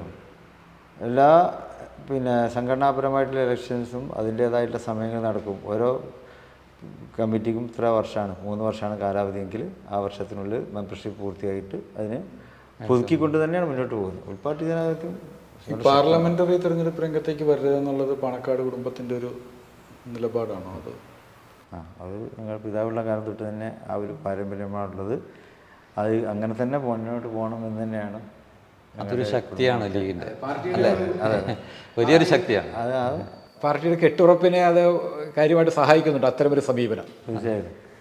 പക്ഷെ എപ്പോഴെങ്കിലും അധികാരം വല്ലാത്തൊരു പ്രലോഭനമാണല്ലോ, അതൊരു വല്ലാത്ത ലഹരിയാണ്. ഈ അധികാരം എപ്പോഴെങ്കിലും മനസ്സിൽ അങ്ങനെ എന്തെങ്കിലും ഒരു ഇതിൽ തോന്നിയിട്ടുണ്ടോ? എന്തുകൊണ്ട് അങ്ങനെ ഒരു മന്ത്രിയായി കൂടാന്നൊക്കെ തോന്നിയിട്ടുണ്ടോ? അത് ഏത് സീറ്റിൽ മത്സരിച്ചാൽ ജയിക്കാം എന്നിട്ടാണ് വേണ്ടാന്ന് വെക്കുന്നത്. അതിനൊരു വലിയ മഹത്വമുണ്ട് ഒരു രാഷ്ട്രീയത്തിൽ. ഞാൻ ചോദിക്കുന്ന ആ പ്രലോഭനം എപ്പോഴെങ്കിലും വരാറുണ്ടോ എന്ന് ചോദിക്കുന്നത്. ഇപ്പോൾ പാണക്കാട്ട് ഞങ്ങൾ ഒരു ഇലക്ഷനിൽ മത്സരിച്ച് കഴിഞ്ഞാൽ മുഖ്യമന്ത്രിയാണ്. ആകെ മുഖ്യമന്ത്രി പറ്റുള്ളൂ. അല്ല, മുഖ്യമന്ത്രി സ്ഥാനം അതൊരു വലിയ പ്രലോഭനം തന്നെയാണ്. അപ്പൊ അങ്ങനെ ഒരു വലിയൊരു കസേര കിട്ടുകയാണെങ്കിൽ വേണമെങ്കിൽ ഒരു കൈ നോക്കാമെന്ന്. ഞാനൊരു അഹങ്കാരം പറയാമെന്ന് വിചാരിക്കരുത്. അപ്പൊ അത്തരം പദവികളെക്കാളൊക്കെ മേലെയാണ് ഇപ്പൊ ഞങ്ങൾക്ക് തന്നിട്ടുള്ള പദവി എന്ന് വിശ്വസിക്കുന്നവരാണ്. ഇനി കുറച്ച് വ്യക്തിപരമായ കാര്യങ്ങളിലേക്ക് വന്നാൽ സാദിഖലി തങ്ങൾക്ക് ഇതിനൊക്കെ അപ്പുറത്തേക്ക് ഫുട്ബോൾ ഇഷ്ടമാണ്. ചില ഫുട്ബോൾ കളിക്കാരെ ഇഷ്ടമാണ്. ഫുട്ബോൾ തട്ടിയിട്ടുണ്ട്, ഓണപ്പാട്ട് പാടിയിട്ടുണ്ട്, അതിൻ്റെ പേരിൽ വിമർശനം വന്നിട്ടുണ്ട്. അപ്പോൾ ഈ തിരക്കുകൾക്കൊക്കെ അപ്പുറത്ത് ആരാണ് സാദിഖലി തങ്ങളുടെ ഇഷ്ടങ്ങൾ എന്തൊക്കെയാണ്? ഫുട്ബോൾ അല്ലെങ്കിൽ കളി, വായന ഏത് തരത്തിലാണ്? മനുഷ്യ സഹജമാണല്ലോ. മനുഷ്യ സഹജമായിട്ടുള്ള അത്തരം കാര്യങ്ങളൊക്കെ നമ്മൾ ഒറ്റയ്ക്ക് ഇരിക്കുന്ന സന്ദർഭങ്ങളിൽ എന്നാലും സ്വന്തം ഒരു സമയം നിങ്ങൾ പറഞ്ഞവരെ കിട്ടാറില്ല. കിട്ടുമ്പോൾ നമ്മൾ അത്തരം ആലോചനകളിലേക്ക് പോകും. ഞങ്ങൾ നമ്മുടെ കോളേജ് കാലം, സ്കൂൾ കാലം അതൊക്കെ ഇങ്ങനെ ആലോചിച്ചുകൊണ്ടിരിക്കും. പിന്നെ അതുപോലെ തന്നെ പിന്നെ ഒരു പാട്ട് പാടാന്നുള്ള മനുഷ്യന് ഒരു സമാധാനം തരുന്ന ഒരു കാര്യമാണല്ലോ. പാട്ട് പാടും, പാട്ട് കേൾക്കാറൊക്കെ ഉണ്ട്. അങ്ങനെ ഇഷ്ടപ്പെട്ട ഗായകർ അങ്ങനെ ആരെങ്കിലും ഉണ്ടോ? അതെ, ഇല്ല, അങ്ങനല്ല. അത് മനസ്സിൽ തട്ടുന്ന സംഗീതം, നല്ല മെലഡി ഇഷ്ടമാണ്. മെലഡിയിലൂടെ നമുക്കങ്ങനെ സഞ്ചരിക്കാൻ പറ്റുമ്പോൾ കുറേ സമാധാനം, ഒരു ശാന്തിക്ക് അമേരിക്കയിൽ പോയപ്പോൾ എനിക്ക് യേശുദാസുമായിട്ട് സംസാരിക്കേണ്ടായിരുന്നു. സംസാരിച്ചു. ദാസുമായിട്ട് വളരെ അടുത്ത ഒരു ബന്ധമുണ്ടോ? അങ്ങനെ ഒന്നാമത് അദ്ദേഹത്തിൻ്റെ പാട്ടുകളൊക്കെ വലിയ ഇഷ്ടമാണ്. പിന്നെ അദ്ദേഹം നമ്മളോരോ പരിപാടികളെ വെച്ച് കാണുമ്പോഴൊക്കെ എൻ്റെ ജ്യേഷ്ഠനുമായിട്ടൊക്കെ നല്ല ബന്ധമായിരുന്നു അദ്ദേഹത്തിനുണ്ടായിരുന്നു. ശാസ്ത്രങ്ങളുമായിട്ടൊക്കെ വലിയ ബന്ധമുണ്ടായിരുന്നു. പരിപാടികൾ കാണുമ്പോൾ അദ്ദേഹം തന്നെ നല്ലൊരു പിതൃതുല്യമായ ഒരു പരിഗണന ഞങ്ങൾക്ക് നൽകാറുണ്ട്. അമേരിക്കയിൽ പോയപ്പോൾ അദ്ദേഹത്തെ വിളിച്ചിരുന്നു. കാരണം എന്താ വെച്ചാൽ അദ്ദേഹം താമസിച്ച സ്ഥലം ഫ്ലോറിഡയിലായിരുന്നു ഈ കൊടുങ്കാറ്റ്. അപ്പോൾ അവിടെ ഉള്ളതുകൊണ്ട് ഞങ്ങൾക്ക് ഫ്ലോറിഡയിൽ പോകാൻ പറ്റിയില്ല, അനുമതി കിട്ടിയിട്ടുണ്ടായില്ല. അപ്പോൾ ദാസേട്ടനെ വിളിച്ചു. അപ്പോൾ അദ്ദേഹം പറഞ്ഞു, ഞാനിപ്പോൾ എവിടെയുള്ളതെന്ന് എനിക്ക് തന്നെ അറിഞ്ഞുകൂടാ. കാരണം അദ്ദേഹത്തെ അവിടുന്ന് മാറ്റിയിരിക്കുകയാണ്. അവരുടെ സെക്യൂരിറ്റിൻ്റെ ഭാഗമായിട്ട്, മുന്നൊരുക്കത്തിൻ്റെ ഭാഗമായി അവിടെ നമ്മളിപ്പോൾ നമുക്കിവിടെ കൊടുങ്കാറ്റ് കഴിഞ്ഞ ശേഷമാണ് പാർപ്പിക്കൽ. അവിടെ ഒരു മാസം മുമ്പ് തന്നെ പാർപ്പിക്കലൊക്കെ തുടങ്ങി. അപ്പോൾ അതിൻ്റെ ഭാഗമായിട്ട് അദ്ദേഹത്തിന് അറിയില്ല എവിടെ ആക്കിയത്. ഞാനിപ്പോൾ വേറെ സ്ഥലത്താണെന്ന് പറഞ്ഞു. അല്ല, നേരത്തെ പറഞ്ഞല്ലോ പതിറ്റാണ്ടുകൾക്ക് മുമ്പ് ഇവിടുന്ന് പോയ ആ കുടുംബത്തിൽ, അത് ഞാൻ വായിച്ചിട്ടുണ്ട്. അങ്ങനെ ഇറാനിൽ നിന്ന് പോയി അല്ലേ? എന്നിട്ട് പിന്നീട് അവർ ഇപ്പം ഇടയ്ക്ക് പോയി കാണാറൊക്കെ ഉണ്ട്. അവരെ ബന്ധുക്കൾ ഇപ്പം സൗദിയിലോ അങ്ങനെ. പിന്നെ അവരുടെ, അതായത് ഞങ്ങൾ ഇവിടുന്ന് അങ്ങോട്ട് പോയതല്ല, അവരവിടെ നിന്ന് വന്നതാണ്. അവരുടെയൊക്കെ പിന്നെ പ്രതിനിധികൾ ദുബായിലും അറബ് രാജ്യങ്ങളിലൊക്കെ ഉണ്ട്. മൊറോക്കോയിലുണ്ട്. മൊറോക്കോയിലുള്ളവർ ഐതങ്ങൾ ഒരിക്കൽ പോയപ്പോൾ സന്ദർശിച്ചിട്ടുണ്ട്. കേരളത്തിൽ എനിക്ക് തോന്നുന്നത് ഈ പല തങ്ങൾ ഫാമിലിയിലുള്ളവരും, ഇപ്പോൾ മമ്പ്രം തങ്ങൾ അല്ലെങ്കിൽ അങ്ങനെയുള്ള ഇവരൊക്കെ ഈ പറയുന്ന ബ്രിട്ടീഷുകാരുമായിട്ടുള്ള എതിർപ്പിൽ പുറത്താക്കപ്പെടുകയോ അതല്ലെങ്കിൽ ഏതെങ്കിലും പലതരത്തിൽ ശിക്ഷിക്കപ്പെടുകയോ അങ്ങനെയൊക്കെ ചെയ്തിട്ടുണ്ട്. പക്ഷേ എനിക്ക് തോന്നുന്നു ഒരുപക്ഷെ ഒരു ജില്ലയിലും ഉണ്ടാവില്ല മലപ്പുറത്തുള്ള അത്രയും ഇന്ത്യൻ സ്വാതന്ത്ര്യ സമരത്തിന് വേണ്ടി രക്തസാക്ഷികളായ ആളുകൾ. വേറെ ഒരു ജില്ലയിലും ഒരുപക്ഷെ പഞ്ചാബിലൊക്കെ ഏതെങ്കിലും ജില്ലകളിൽ ഉണ്ടെങ്കിലേ ഉള്ളൂ. പക്ഷേ ഇപ്പോൾ നമ്മളിവിടെ ഈ മലപ്പുറം മണ്ഡലം മാത്രം എടുത്ത് നോക്കിയാൽ ഒരു 10-20 വീടുകളിൽ ബ്രിട്ടീഷ് പട്ടാളക്കാർ വെടിവെച്ച് കൊന്ന ആളുകളുടെ 10-20 വീടുകളിലുണ്ട്. അത് ഒരു കുടുംബത്തിലുള്ള 10 പേരെ 12 പേരെയൊക്കെ നിരത്തി നിർത്തി വെടിവെച്ച് കൊല്ലുകയാണ്. അങ്ങനത്തെ അത്രയും വലിയ ധീര ദേശാഭിമാനികളുടെ ഒരു പ്രദേശമാണ്, ഒരു സമുദായമാണ്. പക്ഷേ ഈ ഒരു തരത്തിലും ഈ പറയുന്ന ഒരു മുസ്ലിം സമൂഹത്തെ ആ തരത്തിൽ ഇന്ത്യൻ സ്വാതന്ത്ര്യ സമരത്തിന് വേണ്ടി ഇത്രയും വലിയ ത്യാഗങ്ങൾ സഹിച്ച ഒരു ജനവിഭാഗമായി, ഇത്രയധികം രക്തസാക്ഷികളുള്ള ഒരു ജനവിഭാഗമായി എവിടെയും രേഖപ്പെടുത്തപ്പെടുന്നില്ല. അത് ഈ പറയുന്ന ലീഗാവട്ടെ അല്ലെങ്കിൽ ഈ പറയുന്ന മുസ്ലിം മറ്റ് കക്ഷിക സാമുദായിക സാംസ്കാരിക സംഘടനകളാവട്ടെ ഉന്നയിക്കാറുമില്ല. അത് വാസ്തവത്തിൽ ഇപ്പോഴൊക്കെ ഉന്നയിക്കേണ്ട ഒരു കാലമാണ് ഞാൻ തോന്നുന്നത്. ചരിത്രം പലപ്പോഴും ഇപ്പോൾ ആ ചരിത്രത്തെ കൂടുതൽ നമ്മൾ പുറത്തേക്ക് കൊണ്ടുവരേണ്ട ഒരു കാലമാണ്. കാരണം മുസ്ലിങ്ങൾ ഇവിടെ അകറ്റപ്പെടേണ്ടവരാണ്, പുറത്തുനിന്ന് വന്നവരാണ് എന്നൊക്കെയുള്ള ഒരു പ്രചാരണം നടക്കുമ്പോൾ ഞങ്ങൾ ഇവിടെ തന്നെ ഉള്ളവരാണ്, ഇവിടെ രാജ്യം കെട്ടിപ്പടുത്തതിൽ മുൻപന്തിയിൽ നിന്നവരാണ് എന്നിപ്പോൾ കാലഘട്ടത്തെ ബോധ്യപ്പെടുത്തേണ്ട ഒരു സന്ദർഭമാണ്. ചരിത്രത്തിലേക്ക് നമ്മൾ കൂടുതൽ പഠിച്ച് അത് സമൂഹത്തിന്. അതിപ്പോൾ ഈ മമ്പ്രന്തങ്ങളെ പോലുള്ള ആളുകളൊക്കെ അത്രയധികം ഈ പറയുന്ന ബ്രിട്ടീഷ് അതിനെതിരായി പോരാടുകയും അതിനെതിരായി വലിയ സാമുദായിക സൗഹാർദ്ദം കൂട്ടിയപ്പോഴേക്കും ചെയ്തു. പമ്പരം തങ്ങൾ അദ്ദേഹം ഹദർമോത്ത് നിന്ന് വന്നവരാണ് അദ്ദേഹത്തിൻ്റെ പാരമ്പര്യം. എന്നിട്ടും ഇവിടുത്തെ തദ്ദേശീയ സമൂഹത്തോട് ചേർന്ന് നിന്നുകൊണ്ട് ബ്രിട്ടീഷുകാരുടെ ആക്രമണങ്ങൾക്കെതിരെ അവരൊക്കെ ദേശീയ നേതാക്കളോടൊപ്പം നിന്നു. അപ്പോൾ മമ്പറം പള്ളി, ആ പള്ളിയിൽ മലബാർ കലാപത്തെ വർഗീയമായി ചിത്രീകരിക്കുന്ന ആൾക്കാരുണ്ട്. പക്ഷേ മമ്പറം പള്ളിയിലാണ് മമ്മദ് നമ്പൂതിരിപ്പാടുണ്ടായ. അതേ അവിടെ നിന്ന് നാരായണ മേനോനവിടെ തങ്ങളോടൊപ്പം ചർച്ച ചെയ്യാൻ വരും. ഇവരൊക്കെ മമ്പറം പള്ളിയിൽ കൂടി ഒന്ന് ചർച്ച ചെയ്തിട്ടാണ് സമരരംഗത്തേക്ക് ഇറങ്ങിയിരുന്നത്. അപ്പോൾ അതൊരു സാമുദായിക സൗഹാർദ്ദത്തിൻ്റെ കൂടി പ്രതീകമാണ്. നിങ്ങൾ പിന്നെ നേരത്തെ പറഞ്ഞല്ലോ, ഒരേ വീട്ടിൽ നിന്ന് ഒരുപാട് ഖബറുകൾ വീട്ടിൽ കാണുന്നു. സാധാരണ മുസ്ലിങ്ങൾ മരിച്ചാൽ പള്ളിയിലേക്കാണല്ലോ കൊണ്ടുപോവുക. ഇവിടെ വീട്ടിൽ തന്നെ ഖബർ ഉണ്ടാക്കാൻ കാരണം വേറെ ആണുങ്ങളില്ല. ആണുങ്ങൾക്ക് നാട് കടത്തപ്പെടുകയോ ഇവിടുന്ന് മാറി സാധാരണ മുസ്ലിങ്ങൾക്ക് ഖബർ കുഴിക്കുന്നൊരു ഇതുണ്ട്. അതായത് നമ്മളിപ്പോൾ നമസ്കരിക്കാൻ നിൽക്കുന്നത് പടിഞ്ഞാറോട്ടാണല്ലോ, ഖബർ ഇങ്ങനെ കിടക്കുക വടക്ക് തെക്കായിട്ടാണ്. ഏത് പള്ളിയിൽ പോയാലും വടക്ക് തെക്കാണ് ഖബറിൻ്റെ. ഈ വീടുകളിലുള്ള ഖബറിൽ പലപ്പോഴും അത് നോക്കിയിട്ടില്ല. കാരണം ഈ സ്ത്രീകളാണ്, അവർക്കതൊന്നും അറിയില്ല. അവരെ മരിച്ച ഭർത്താക്കന്മാരാവും അല്ലെങ്കിൽ സഹോദരന്മാരാവും അല്ലെങ്കിൽ അവരുടെ പിതാക്കന്മാരാവും. അപ്പോൾ ഇന്ന് മറവ് ചെയ്യണമല്ലോ. അപ്പോൾ അവർ കൃത്യമായി കുഴിച്ചിട്ട് മറവ് ചെയ്ത കുറേ ഖബറുകൾ പല വീടുകളിലുണ്ട്. ഞാൻ ചോദിക്കുന്നത് ആ ഒരു വലിയ ദേശാഭിമാന പാരമ്പര്യമുണ്ട്. അതായത് അതെ, മുസ്ലിങ്ങളെ സംബന്ധിച്ച് സ്വന്തം ദേശത്തെ സ്നേഹിക്കുക എന്നത് വിശ്വാസത്തിൻ്റെ ഭാഗമാണ്. ഇപ്പം ഞാൻ ഇന്ത്യക്കാരനാണ്, ഞാൻ ഇന്ത്യയെ തള്ളി പറഞ്ഞുകൊണ്ടെന്നാൽ ഞാൻ മുസ്ലിം ആവില്ല. ഞാൻ സമ്പൂർണ്ണ മുസ്ലിം ആകണമെങ്കിൽ ഞാൻ ഇന്ത്യക്ക് ഒപ്പം നിൽക്കണം. ഇപ്പം നരേന്ദ്രമോദി നമ്മുടെ പ്രധാനമന്ത്രി, നരേന്ദ്രമോദിയോട് നമുക്കൊക്കെ എതിർപ്പുണ്ട്. എന്നാൽ ഇപ്പോൾ സൗദി അറേബ്യയാണ് ഇന്ത്യയെ ആക്രമിക്കാൻ വരുന്നതെങ്കിൽ ഞങ്ങൾ ഇന്ത്യക്കൊപ്പം നിൽക്കും, മുസ്ലിങ്ങൾ ഇന്ത്യക്കൊപ്പം നിൽക്കുകയാണ്. ഗായിദമില്ലത് ആദ്യം പറഞ്ഞിരുന്നു പാർലമെൻറ്റിൽ. അതായത് പാകിസ്ഥാൻ യുദ്ധത്തിന് വരികയാണെങ്കിൽ ഞാൻ എൻ്റെ മകനെ അതിർത്തിയിലേക്ക് അയക്കും. അതുപോലെ CH പറഞ്ഞിട്ടുണ്ട്, ഈവൻ മക്കയും മദീനയും എതിർത്താൽ വരികയാണെങ്കിൽ അല്ലേ ഞങ്ങളുടെ മക്കളെ ലീഗിനൊപ്പം ഇന്ത്യക്കൊപ്പം നിൽക്കുക. അതാണ് ലീഗിൻ്റെ മുസ്ലിം വിശ്വാസത്തിൻ്റെ പാരമ്പര്യം. ഹുബ്ബുൽ വത്തനി മിനൽ ഈമാൻ എന്നാണ്. വിശ്വാസം ദേശസ്നേഹത്തിൻ്റെ ഭാഗമാണ്, ദേശസ്നേഹം വിശ്വാസത്തിൻ്റെ ഭാഗമാണെന്നാണ് പ്രവാചകൻ പഠിപ്പിച്ചിട്ടുള്ളത്. അപ്പോൾ ഈ ദേശത്തെ തള്ളി പറഞ്ഞുകൊണ്ട് നമുക്ക് യഥാർത്ഥ വിശ്വസിക്കാൻ പറ്റില്ല. ദേശത്തോടൊപ്പം നിൽക്കുക എന്നുള്ളതല്ല. നമ്മൾ നേരത്തെ പറഞ്ഞ ഒരു കാര്യമുണ്ടല്ലോ, അതായത് തനിച്ചിരിക്കാൻ സമയം കിട്ടാറില്ല. പക്ഷേ ചില ഘട്ടങ്ങളിൽ ഈ പറഞ്ഞ പോലെ എത്ര മുകളിലാണ്, എത്ര വലിയ സ്ഥാനത്തിരുന്ന് കഴിഞ്ഞ് കഴിഞ്ഞാലും നമ്മൾ പലപ്പോഴും ആത്യന്തികമായിട്ട് ഏകാഗിയാകുന്നൊരു സന്ദർഭങ്ങളുണ്ട്. ചില ക്രൈസിസുകൾ വരുമ്പോൾ, പ്രതിസന്ധികൾ വരുമ്പോൾ നമ്മൾ ഒറ്റപ്പെട്ടു പോകുന്ന ചില മുഹൂർത്തങ്ങളുണ്ട്. അങ്ങനെ വരുമ്പോൾ അതിനൊരു ആശ്വാസം കിട്ടാനായിട്ട് എങ്ങോട്ടാണ് തിരിയുക? എവിടെ നിന്നാണ് ആ ഒരു ആശ്വാസം വരുന്നത്? നമ്മുടെ ഏറ്റവും അവസാനത്തെ അത്താണി എന്നുള്ളത് ദൈവമാണല്ലോ. നമ്മുടെ വിശ്വാസത്തിൻ്റെ അവസാന വാക്ക് എന്നുള്ളത് ദൈവത്തോട് സമർപ്പിക്കുക എന്നുള്ളത് തന്നെയാണ്. അപ്പോൾ നമുക്കൊക്കെ അതിനെ വല്ല പ്രയാസങ്ങളുണ്ടാവും. വ്യക്തിപരമായ മനുഷ്യനല്ലേ, മനുഷ്യൻ സഹജമാണ്. പ്രയാസങ്ങളില്ലാത്ത ആരും ഉണ്ടാവില്ല. അത് രാഷ്ട്രീയ പ്രയാസമാവും, ചിലപ്പോൾ സാമുദായികമായിട്ടുള്ള പ്രയാസങ്ങളുണ്ടാവും, കുടുംബപരമായിട്ടുള്ള പ്രയാസങ്ങളുണ്ടാവും. അപ്പൊക്കെ തന്നെ ദൈവത്തിൽ ഏൽപ്പിക്കുക.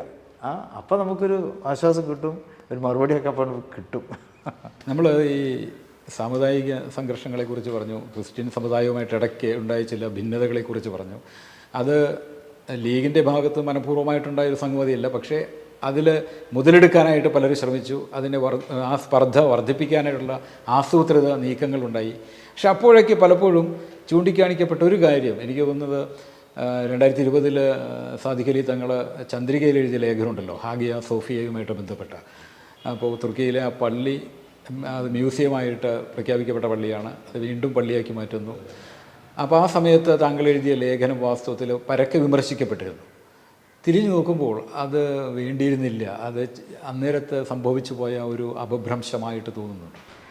ആ ലേഖനത്തിന് അത് മറ്റുള്ളവർക്ക് അത് വേദന ഉണ്ടാക്കി ഞാൻ പിന്നെ മനസ്സിലാക്കുന്നത്. ആ ലേഖനത്തിൽ ഞാൻ പറഞ്ഞത് എന്താ വെച്ചാൽ, കുറേ കാലം അത് മ്യൂസിയമാക്കി വെക്കപ്പെട്ടൊരു പള്ളി, ആ പള്ളിയുടെ ചരിത്രം കുറച്ചു കാലം ചർച്ചയാവും, കുറച്ചു കാലം പള്ളി അധികാരമാറ്റത്തിനനുസരിച്ച് അങ്ങനെയാണ്.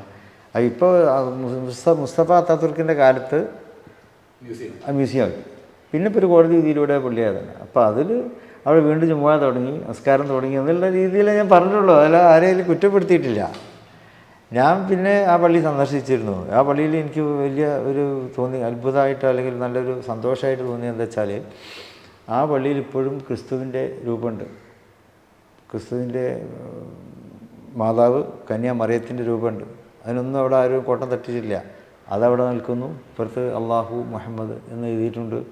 അപ്പോൾ അവിടെ അവർക്ക് ഒറ്റക്കെട്ടാണ്. മുസ്ലിം വിശ്വാസപരമായ കാര്യങ്ങൾ വ്യത്യാസം ഉണ്ടെങ്കിലും ഒരു സമൂഹം എന്നുള്ളവർക്ക് അവരൊക്കെ ഒറ്റക്കെട്ടായിട്ട് തന്നെ അവിടെ ജീവിക്കുന്നു. അതിൽ വലിയ സന്തോഷമുണ്ട്. ചരിത്രത്തിൻ്റെ ഒരു ഫ്ലോയിൽ പലപ്പോഴും പലയിടത്തും അങ്ങനെ സംഭവിക്കാനുള്ള സാധ്യതയുണ്ട്. നമുക്ക് ഇന്ത്യയിലെ കാര്യങ്ങൾ അറിയാം. ഒരു പക്ഷേ ഒരു കാലത്ത് ചിലയിടത്ത് ക്ഷേത്രങ്ങൾ ഉണ്ടായിരുന്നിരിക്കാം. ചരിത്രത്തിൻ്റെ ഒരു ഘട്ടത്തിൽ പിന്നീട് അത് പള്ളിയായിട്ടുണ്ടാവാം. അപ്പം അങ്ങനെയുള്ള ഇപ്പോൾ എല്ലായിടത്തും ഈ പറഞ്ഞതുപോലെ നമുക്ക് വന്ന് 10-15 സ്ഥലങ്ങളിൽ അതിനെക്കുറിച്ചുള്ള എക്സ്കവേഷൻ നടന്നു. ഈ പല ക്ഷേത്രങ്ങളിലും എക്സ്കവേഷൻ ചെയ്താൽ ഈ പറഞ്ഞ ബുദ്ധ ക്ഷേത്രങ്ങളുടെയും ജൈന ക്ഷേത്രങ്ങളുടെയും ഇത് കിട്ടാനുള്ള സാധ്യതയൊക്കെ ഉണ്ട്. അപ്പോൾ ഇങ്ങനെ പക്ഷേ ഇതിൻ്റെ പേരിൽ നിരന്തരമായി പ്രശ്നങ്ങളുണ്ടാക്കുകയും സമൂഹത്തിൽ ഇങ്ങനെ വലിയ ക്ഷോഭങ്ങൾ പുറപ്പെടുവിക്കുകയും ഇപ്പം ഇതിനൊക്കെ പക്ഷേ ഏതെങ്കിലും തരത്തിലുള്ള ഇപ്പോൾ 91 നിയമം അതിന് അതെ ആരാധനാ സംരക്ഷണ നിയമം ഉണ്ടല്ലോ. അത് ഇതുകൊണ്ടൊക്കെ തന്നെ അതെ ഇന്ത്യയിൽ എവിടെ എക്സ്കവേഷൻ ചെയ്ത് ബുദ്ധവിഗ്രഹങ്ങൾ കിട്ടുന്നതാണ്. ക്ഷേത്രത്തിൻ്റെ അവിടെയും പള്ളിയുടെ ഒക്കെ കിട്ടും. അത് ഇന്ത്യയുടെ സ്വഭാവമാണ്. ഇന്തോനേഷ്യയിൽ എവിടെ ക്ഷേത്രങ്ങളുടെ ഇതാണ്. അതൊക്കെ കഴിഞ്ഞു പോയ കാലമല്ലേ. അതിന് തടയണമെന്നുള്ള സംരക്ഷണ നിയമം വന്നത്. ആരാധനാലയ സംരക്ഷണം അത് നടപ്പാക്കണം. ഇനി അതിൽ ഒരു ചെലുത്താൻ പാടില്ല. ചരിത്രത്തിന് മറുപടി പറയേണ്ടത് ഇന്നല്ല, 500 കൊല്ലം മുമ്പത്തെ കാര്യത്തിന് ഇന്ന് മറുപടി പറയുന്നതിൽ കാര്യമില്ല. ഈ ഹാഗിയ സോഫിയുടെ ഇഷ്യൂ വന്നു കഴിഞ്ഞപ്പോൾ ആ സമയത്ത് ഒരു എന്താ പറയണത്, ഒരു മിസ്അണ്ടർസ്റ്റാൻഡിങ് വന്നു. അല്ലെങ്കിൽ താങ്കൾ ഉദ്ദേശിച്ച കാര്യങ്ങളല്ല ക്രിസ്തീയ സമൂഹം മനസ്സിലാക്കിയത്, അല്ലെങ്കിൽ ആ രീതിയിലുള്ള വ്യാഖ്യാനിക്കപ്പെട്ടത് എന്നുള്ള ഒരു സംഗതി വന്നപ്പോൾ അന്ന് ഈ ക്രിസ്ത്യൻ സഭാ മേധാവികളുമായിട്ട് ആ വിഷയത്തിൽ നേരിട്ട് തന്നെ അതിൻ്റെ തിരുത്താനായിട്ടൊരു സമീപനം നടത്തിയിരുന്നു. പിന്നീട് ഞാൻ പല ക്രിസ്ത്യൻ നേതാക്കളൊക്കെ കണ്ടിരുന്നു. പാതിരിമാരും ബിഷപ്പുമാരൊക്കെ കണ്ടപ്പോൾ അവർക്കൊക്കെ സംഗതി മനസ്സിലായിട്ടുണ്ട്. പിന്നെ അതിലുണ്ടൊരു ചില തീവ്ര വിഭാഗങ്ങളുണ്ടല്ലോ, അവരാണിത് കുത്തിപ്പൊക്കിയത്. അത് തീർക്കാൻ പറ്റും. അവരിപ്പോഴും ഇങ്ങനെ ഇട്ടുകൊണ്ടിരിക്കുന്നത്. ഇപ്പോൾ ഏറ്റവും ഒടുവിൽ ഇപ്പോൾ ഞാൻ റോമിൽ പോയപ്പോൾ വലിയ രസമായിട്ട് പോകും. മാർപ്പാപ്പയെ കണ്ടു. മാർപ്പാപ്പ വളരെ നല്ല രീതിയിൽ തന്നെയാണ്. അതേ ഒരു 1.5 മണിക്കൂറോളം ഞങ്ങളോടൊപ്പം ഉണ്ടായിരുന്നു. സാധാരണ മാർപ്പാപ്പ അങ്ങനെ നിൽക്കില്ലായിരുന്നു. അദ്ദേഹം ദർശനം കൊടുക്കുക തന്നെ മട്ടുപ്പാവിൽ വന്നിട്ട് ഇങ്ങനെ ആൾക്കാർ താഴെ നിന്ന് കണ്ടു പോവുകയാണ്. ഇതങ്ങനെയല്ല. ഇത് ഞങ്ങളോടൊപ്പം 1 മണിക്കൂർ ഇതേപോലെ ഇരുന്ന് അദ്ദേഹം ആശയവിനിമയം നടത്തി. എല്ലാവർക്കും കൈ കൊടുത്തു. കേരളത്തിൻ്റെ ഇതിനെക്കുറിച്ചൊക്കെ മാർപ്പാപ്പയ്ക്കൊക്കെ അല്ലേ. ഒന്നാമത് കേരളത്തിലെ ക്രിസ്തീയ സഭകളെ കുറിച്ചൊക്കെ അദ്ദേഹത്തിന് നല്ല വിവരമുണ്ട്. ഇവിടുത്തെ കർദിനാൾമാരും ബിഷപ്പുമാരും ഒക്കെ ആശന്മാരുണ്ട്. അതെ, ഇപ്പോൾ കർദിനാളായല്ലോ ഒരു ജോസ്. അതിനാണ് ആൾ സത്യപ്രതിജ്ഞ നടക്കാൻ പോയത്. അദ്ദേഹത്തിന് മാർപ്പാപ്പയുടെ അരമനയിൽ തന്നെയാണ് അദ്ദേഹത്തിൻ്റെ ജോലി. അപ്പോൾ ഏറ്റവും നല്ല ബന്ധമാണ്. അപ്പോൾ അതുകൊണ്ട് ഞങ്ങൾക്ക് വളരെ എളുപ്പത്തിൽ അവിടെ കയറി ചെല്ലാനും. എന്തെങ്കിലും പ്രത്യേക കാര്യങ്ങൾ പോപ്പ് എടുത്ത് ചോദിക്കുകയോ പറയുകയോ അങ്ങനെ എന്തെങ്കിലും ഉണ്ടായിരുന്നു? സംസ്ഥാനം ഒപ്പം നടത്തി. ഇന്ത്യയുടെ മതസ്വരതയും ഇന്ത്യയുടെ ആ ഒരു സാമുദായിക സൗഹാർദ്ദമൊക്കെ അദ്ദേഹം എടുത്തു പറഞ്ഞ രീതിയിൽ സംസാരിച്ചു. പിന്നെ അവിടുത്തെ ഏറ്റവും വലിയൊരു അട്രാക്ഷനായി തോന്നിയത് ഈ വത്തിക്കാൻ്റെ തൊട്ടടുത്ത് തന്നെ ഒരു ഗ്രാൻഡ് മോസ്ക് ഉണ്ട്, മുസ്ലിം പള്ളിയുണ്ട്. യൂറോപ്പിലെ തന്നെ വലിയ പള്ളികളിൽ ഒന്നാണ്. ഈ ഗ്രാൻഡ് മോസ്ക് ഞങ്ങൾ സന്ദർശിച്ചു. ഞങ്ങളവിടെ പോയപ്പോൾ ഗ്രാൻഡ് മോസ്ക് ഇങ്ങനെ പെയിൻ്റ് അടിച്ചൊക്കെ നന്നാക്കുന്നുണ്ട്. അപ്പോൾ മുഫ്തിയോട് ചോദിച്ചു, ഗ്രാൻഡ് മുഫ്തി. അപ്പോൾ അദ്ദേഹം പറഞ്ഞു, ഓരോ 25 വർഷം കൂടുമ്പോഴും വത്തിക്കാനിൽ ഒരു പ്രത്യേക ഒരു ഉത്സവ പ്രതീതിയുള്ള ഒരു സമ്മേളനം നടക്കും. അത് 2025-ലാണ് ഇനി ഉണ്ടാവുക. 1 വർഷം നീണ്ടു നിൽക്കുന്ന പരിപാടിയാണ്. ലോകത്തിൻ്റെ എല്ലാ ഭാഗത്തു നിന്നും ആൾക്കാർ അവിടെ വരും. ഇപ്പോൾ തന്നെ അതിൻ്റെ ബുക്കിങ്ങും ഹോട്ടൽ ബുക്കിങ്ങും ഒക്കെ ആരംഭിച്ച് കഴിഞ്ഞു പറഞ്ഞു. അപ്പോൾ അതിൻ്റെ ഭാഗമായിട്ട് ഇറ്റലി മുഴുവനും റോം മുഴുവനും മോഡിഫിക്കേഷൻ നടത്തുന്നുണ്ട്, ബ്യൂട്ടിഫിക്കേഷൻ നടത്തുന്നുണ്ട്. അപ്പോൾ അതിൻ്റെ ഭാഗമായി ഈ പള്ളിയും ബ്യൂട്ടിഫൈ ചെയ്യുകയാണ്. റോമിൽ ഈ വത്തിക്കാൻ്റെ ആഘോഷത്തിൻ്റെ ഭാഗമായിട്ട് പള്ളിയും ചേരുകയാണ്. അപ്പോൾ അതൊരു വലിയൊരു സംഭവമാണല്ലോ. അത് മുഫ്തി വലിയ താല്പര്യത്തോടെ അത് പറഞ്ഞു. അപ്പോൾ വിശ്വാസങ്ങൾ പലതാകാം, പക്ഷേ ജീവിതത്തിൽ അവരൊക്കെ ഒറ്റക്കെട്ടായി ഒരു വളരെ സമാധാനത്തോടെ സൗഹാർദ്ദത്തോടെ ജീവിക്കുന്നു. ഈ പള്ളിയുടെ കാര്യത്തിൽ വത്തിക്കാൻ ശ്രദ്ധിക്കുന്നുണ്ട്. വത്തിക്കാനിലെ പിന്നെ റിലീജിയസ് ചില വിഭാഗമുണ്ട്. അതിലൊക്കെ മുസ്ലിങ്ങളും അതിൻ്റെ ഭാഗമാണ്. അതിൻ്റെ ഗ്രാൻഡ് മുഫ്തി അതിൻ്റെ ഒരു പ്രധാന ചുമതല വഹിക്കുന്ന ആളും കൂടിയാണ്. ഈ വത്തിക്കാൻ്റെ ഇപ്പോൾ നമ്മൾ ഗുരുവായൂർ പോയാൽ വരെ എനിക്ക് തോന്നിയത്, ഗുരുവായൂരിൽ കച്ചവടക്കാരൊക്കെ മുസ്ലിങ്ങളാണ്. ലോഡ്ജ് എല്ലാ മുസ്ലിംസ് നടത്തുന്നത്. പേര് മഹാരാജ അല്ലെങ്കിൽ വേറെ പേരൊക്കെ ആയിരിക്കും, ഒക്കെ മുസ്ലിങ്ങളാണ്. പിന്നെ ഒരു വ്യത്യാസമില്ല, അവർക്കൊക്കെ നല്ല സൗഹാർദ്ദമാണ്. എന്ന പോലെ വത്തിക്കാനിൻ്റെ ചുറ്റുമുള്ള കച്ചവടക്കാരൊക്കെ ബംഗ്ലാദേശികളാണ്. മുസ്ലിം കച്ചവടക്കാരുള്ളത്. അല്ല, ഈ ഇതര രാഷ്ട്രീയ പാർട്ടികളുമായിട്ടുള്ള ഒരു ബന്ധം, അതിൽ ഏറ്റവും അധികം അടുപ്പമുള്ള രാഷ്ട്രീയ നേതാക്കൾ ഇപ്പോൾ ഉമ്മൻചാണ്ടിയും കരുണാകരനും ഒക്കെ ആയിട്ട് പാണക്കാട് കുടുംബത്തിന് വലിയ ബന്ധമുണ്ടായിരുന്നു. നിലവിൽ അങ്ങനെ വളരെ അടുപ്പമുള്ള ചില രാഷ്ട്രീയ നേതാക്കളുണ്ട് ഇതര രാഷ്ട്രീയ പാർട്ടികളിൽ. പുതിയ തലമുറയോട്ട് എല്ലാവരുമായി നല്ല ബന്ധമാണ്. CPM-ലുള്ള നേതാക്കളുമായിട്ട് ഷംസീറായിട്ട് നല്ല ബന്ധമാണ്, റിയാസായിട്ട് ബന്ധമാണ്. CM-ആയിട്ട് നമുക്ക് നല്ല ബന്ധം തന്നെയല്ലോ. ഇവിടുന്ന് കണ്ടാലും അദ്ദേഹം ആ ഒരു ആദരവ് തരാറുണ്ട്. ഗോവിന്ദ മാഷായിട്ട് പലപ്പോഴും പലരും നമ്മൾ ട്രെയിനിലാണ് കണ്ടുമുട്ടുക. അപ്പോൾ ജയരാജനായിട്ട് അവരൊക്കെ എപ്പോഴും നല്ല സൗഹൃദത്തോടെ തന്നെ പെരുമാറും. അങ്ങോട്ടും ഇങ്ങോട്ടും ഭക്ഷണമൊക്കെ പങ്കുവെച്ച് ഞങ്ങൾ കഴിക്കും. അല്ലാതെ ഫോൺ ചെയ്യുകയോ മറ്റെന്തെങ്കിലും കാര്യങ്ങൾ സംസാരിക്കുകയോ അങ്ങനെ ചെയ്യാറുണ്ടോ? ഏതൊക്കെ ഈ CPM-ൻ്റെ നേതാക്കളൊക്കെ ആയിട്ട് പ്രത്യേകിച്ചും? രാഷ്ട്രീയം പറയാറില്ല, സൗഹൃദ സംഭാഷണം. അല്ല, മുഖ്യമന്ത്രി പിണറായി വിജയൻ്റെ ആ ഒരു വിമർശനം ഒരു വ്യക്തിപരമായിട്ട് തന്നെ ഒരു ഇതുണ്ടാക്കിയിരുന്നു, ഒരു വേദന ഉണ്ടാക്കിയിരുന്നു, അല്ലെങ്കിൽ അങ്ങനെ എന്തെങ്കിലും പ്രശ്നങ്ങൾ ഉണ്ടാക്കിയിരുന്നു? ഇല്ല, ഞാനൊന്നും അതിനെ ഒന്നും കണ്ടില്ല. അത് പൊളിറ്റിക്സ് അല്ലേ. ലീഗ് ഒരു പൊളിറ്റിക്കൽ പാർട്ടി. 2 ജ്യേഷ്ഠ സഹോദരന്മാരുമായിട്ട് ഈ പ്രശ്നം ഉണ്ടായിരുന്നില്ല, ഇപ്പോഴത്തെ തങ്ങളുമായിട്ടാണ് പ്രശ്നം എന്നുള്ള രീതിയിലാണ് അദ്ദേഹം പറഞ്ഞത്. അതിനെന്തെങ്കിലും വേറെ എന്തെങ്കിലും ബാക്ക്ഗ്രൗണ്ട്? അത് ഞാൻ മനസ്സിലാക്കി. എന്താ വെച്ചാൽ ഞാൻ കുറച്ച് തുറന്നു പറയുന്ന ആളായതുകൊണ്ട്, അതുകൊണ്ടായിരിക്കാം. മറ്റു രാഷ്ട്രീയന്മാർ രാഷ്ട്രീയം വല്ലാതെ പറയാറില്ലല്ലോ. അതുകൊണ്ട് പിന്നെ രാഷ്ട്രീയം പറയുന്ന തങ്ങൾ. അപ്പോൾ അതുകൊണ്ട് മുഖ്യമന്ത്രി പറഞ്ഞിട്ടുണ്ടാവും. എനിക്കതിലൊരു വിഷമമില്ല. ഞാൻ തിരുവനന്തപുരത്ത് അതിനെപ്പറ്റി പ്രതികരിക്കാൻ പറഞ്ഞപ്പോൾ ഞാൻ പറഞ്ഞിരുന്നു, മുഖ്യമന്ത്രി ഇരുത്തം വന്ന നേതാവാണ്, അദ്ദേഹത്തെ വിമർശിക്കാനും മറുപടി ഞാൻ തയ്യാറില്ല എന്ന് പറഞ്ഞു. നമുക്ക് 1-2 ചോദ്യങ്ങൾ കൂടി ചോദിച്ചിട്ട് അവസാനിപ്പിക്കാം. അതിനകത്ത് ഒരു ലീഗ് എപ്പോഴും നേരിടുന്ന ഒരു വിമർശനമുണ്ട്, ലീഗിൽ പുതിയ സ്ത്രീ നേതാക്കൾ വരുന്നില്ല എന്നുള്ളത്. അപ്പോൾ ആകെ 2 തവണയാണ് ഒരു MLA സ്ഥാനാർത്ഥിയായിട്ട് മത്സരിച്ചു. 96-ൽ ഖമറുന്നീസ എന്നിവർ മത്സരിച്ചു. അത് കഴിഞ്ഞിട്ട് ഇപ്പോൾ അതെ ഈ ലാസ്റ്റ് ഇലക്ഷനിൽ മത്സരിക്കട്ടെ നൂർബിന റഷീദ്. അങ്ങനെ ഒരു എന്തുകൊണ്ടാണ് ലീഗ് ആ രീതിയിൽ സ്ത്രീകളെ മുന്നോട്ട് അധികം വളർത്തി കൊണ്ടുവരാത്തത്? അവർക്ക് തെറ്റായ ധാരണ. അത് MLA ആകെ ലീഗ് മത്സരിക്കുന്നത് 10-15 സീറ്റിലാണ്. അപ്പോൾ അതിൽ തന്നെ നമുക്ക് ജയിക്കാൻ പറ്റിയ 10-15 സീറ്റിലാണ്. അതിൽ നിങ്ങളിപ്പോൾ അങ്ങനെ നോക്കുകയാണെങ്കിൽ മൊത്തം നിയമസഭയിൽ എത്ര അംഗം? 140 അംഗങ്ങളുണ്ട്. അതിൽ പെണ്ണുങ്ങളെ അംഗങ്ങൾ പരിശോധിച്ച് നോക്കി. അപ്പോൾ എല്ലാ രാഷ്ട്രീയ പാർട്ടികളും ചെയ്യുന്ന അത്ര തന്നെ ഉള്ളൂ.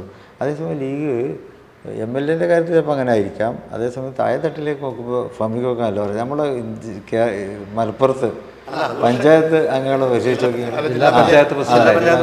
അതെ, അംഗങ്ങളും സംവരണമുണ്ട്. അതുകൊണ്ടാണ് ഇനിയിപ്പോൾ നിയമസഭയ്ക്കും സംവരണം വരികയാണെങ്കിൽ ഞങ്ങൾ തീർച്ചയായിട്ടും പാലിക്കും.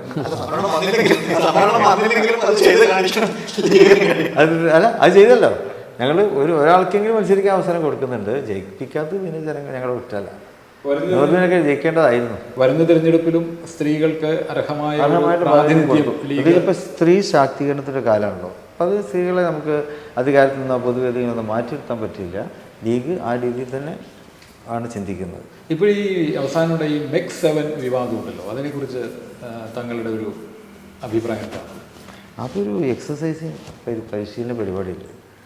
അത് ആർക്കും ആവശ്യമാണ്. മനുഷ്യർക്കൊക്കെ എപ്പോഴും വ്യായാമ മുറകൾ ആവശ്യമാണ്. അതിൽ വേറെ രാഷ്ട്രീയം കാണുക, വേറെ രീതിയിൽ കാണുന്നതിലും അർത്ഥമില്ല. അപ്പോൾ ഞങ്ങളുടെ നേതാക്കളൊക്കെ തന്നെ അതിന് മുൻപന്തിയിലുണ്ട്. ഞാൻ പങ്കെടുത്തില്ല. ഞാൻ പങ്കെടുക്കണമെന്നുള്ള താല്പര്യമുണ്ട്. ഞാൻ എക്സസൈസ് നടക്കാറൊക്കെ നടക്കാറുണ്ട്. ഞാൻ നേരത്തെ പറഞ്ഞ ഫുട്ബോൾ കളിക്കാറുണ്ട്. പക്ഷെ ഇപ്പോൾ കുറേ കാലമായിട്ട് ഒന്നും ചെയ്യുന്നില്ല. പിന്നെ ഈ കാലിന് ലേശം ചെറിയൊരു ഇതുള്ളതുകൊണ്ട് വല്ലാതെ നടക്കാൻ പറ്റുന്നില്ല. മറ്റേത് സ്ഥിരം ഇവിടെയൊക്കെ നടക്കായിരുന്നു. ഒരു 4 കിലോമീറ്റർ നടക്കുമായിരുന്നു ആദ്യം, ഒരു 2 കൊല്ലം മുമ്പ് വരെ. അനുകൂലമായ സാഹചര്യം വന്നാൽ MEC 7-ന്റെ കൂടെ ചേർന്ന് എക്സസൈസ് നടത്തും, എക്സസൈസ് ചെയ്യും. അതിൽ വേറെ തോന്നുന്നില്ല. ഇല്ല, അതിൻ്റെ കാര്യമില്ലല്ലോ. കാണുന്നവരുടെ പ്രശ്നം എന്താണ്? അതെനിക്കും അറിയാത്തത്. അപ്പോൾ എന്തായാലും ഇത്രയും നേരം മാതൃഭൂമിയുമായിട്ട് സംവദിച്ചതിൽ വളരെയധികം സന്തോഷം, വളരെയധികം നന്ദി. കൂടുതൽ ജനാധിപത്യപരമായ സംവാദങ്ങളുമായിട്ട് നമുക്ക് വീണ്ടും കാണാം.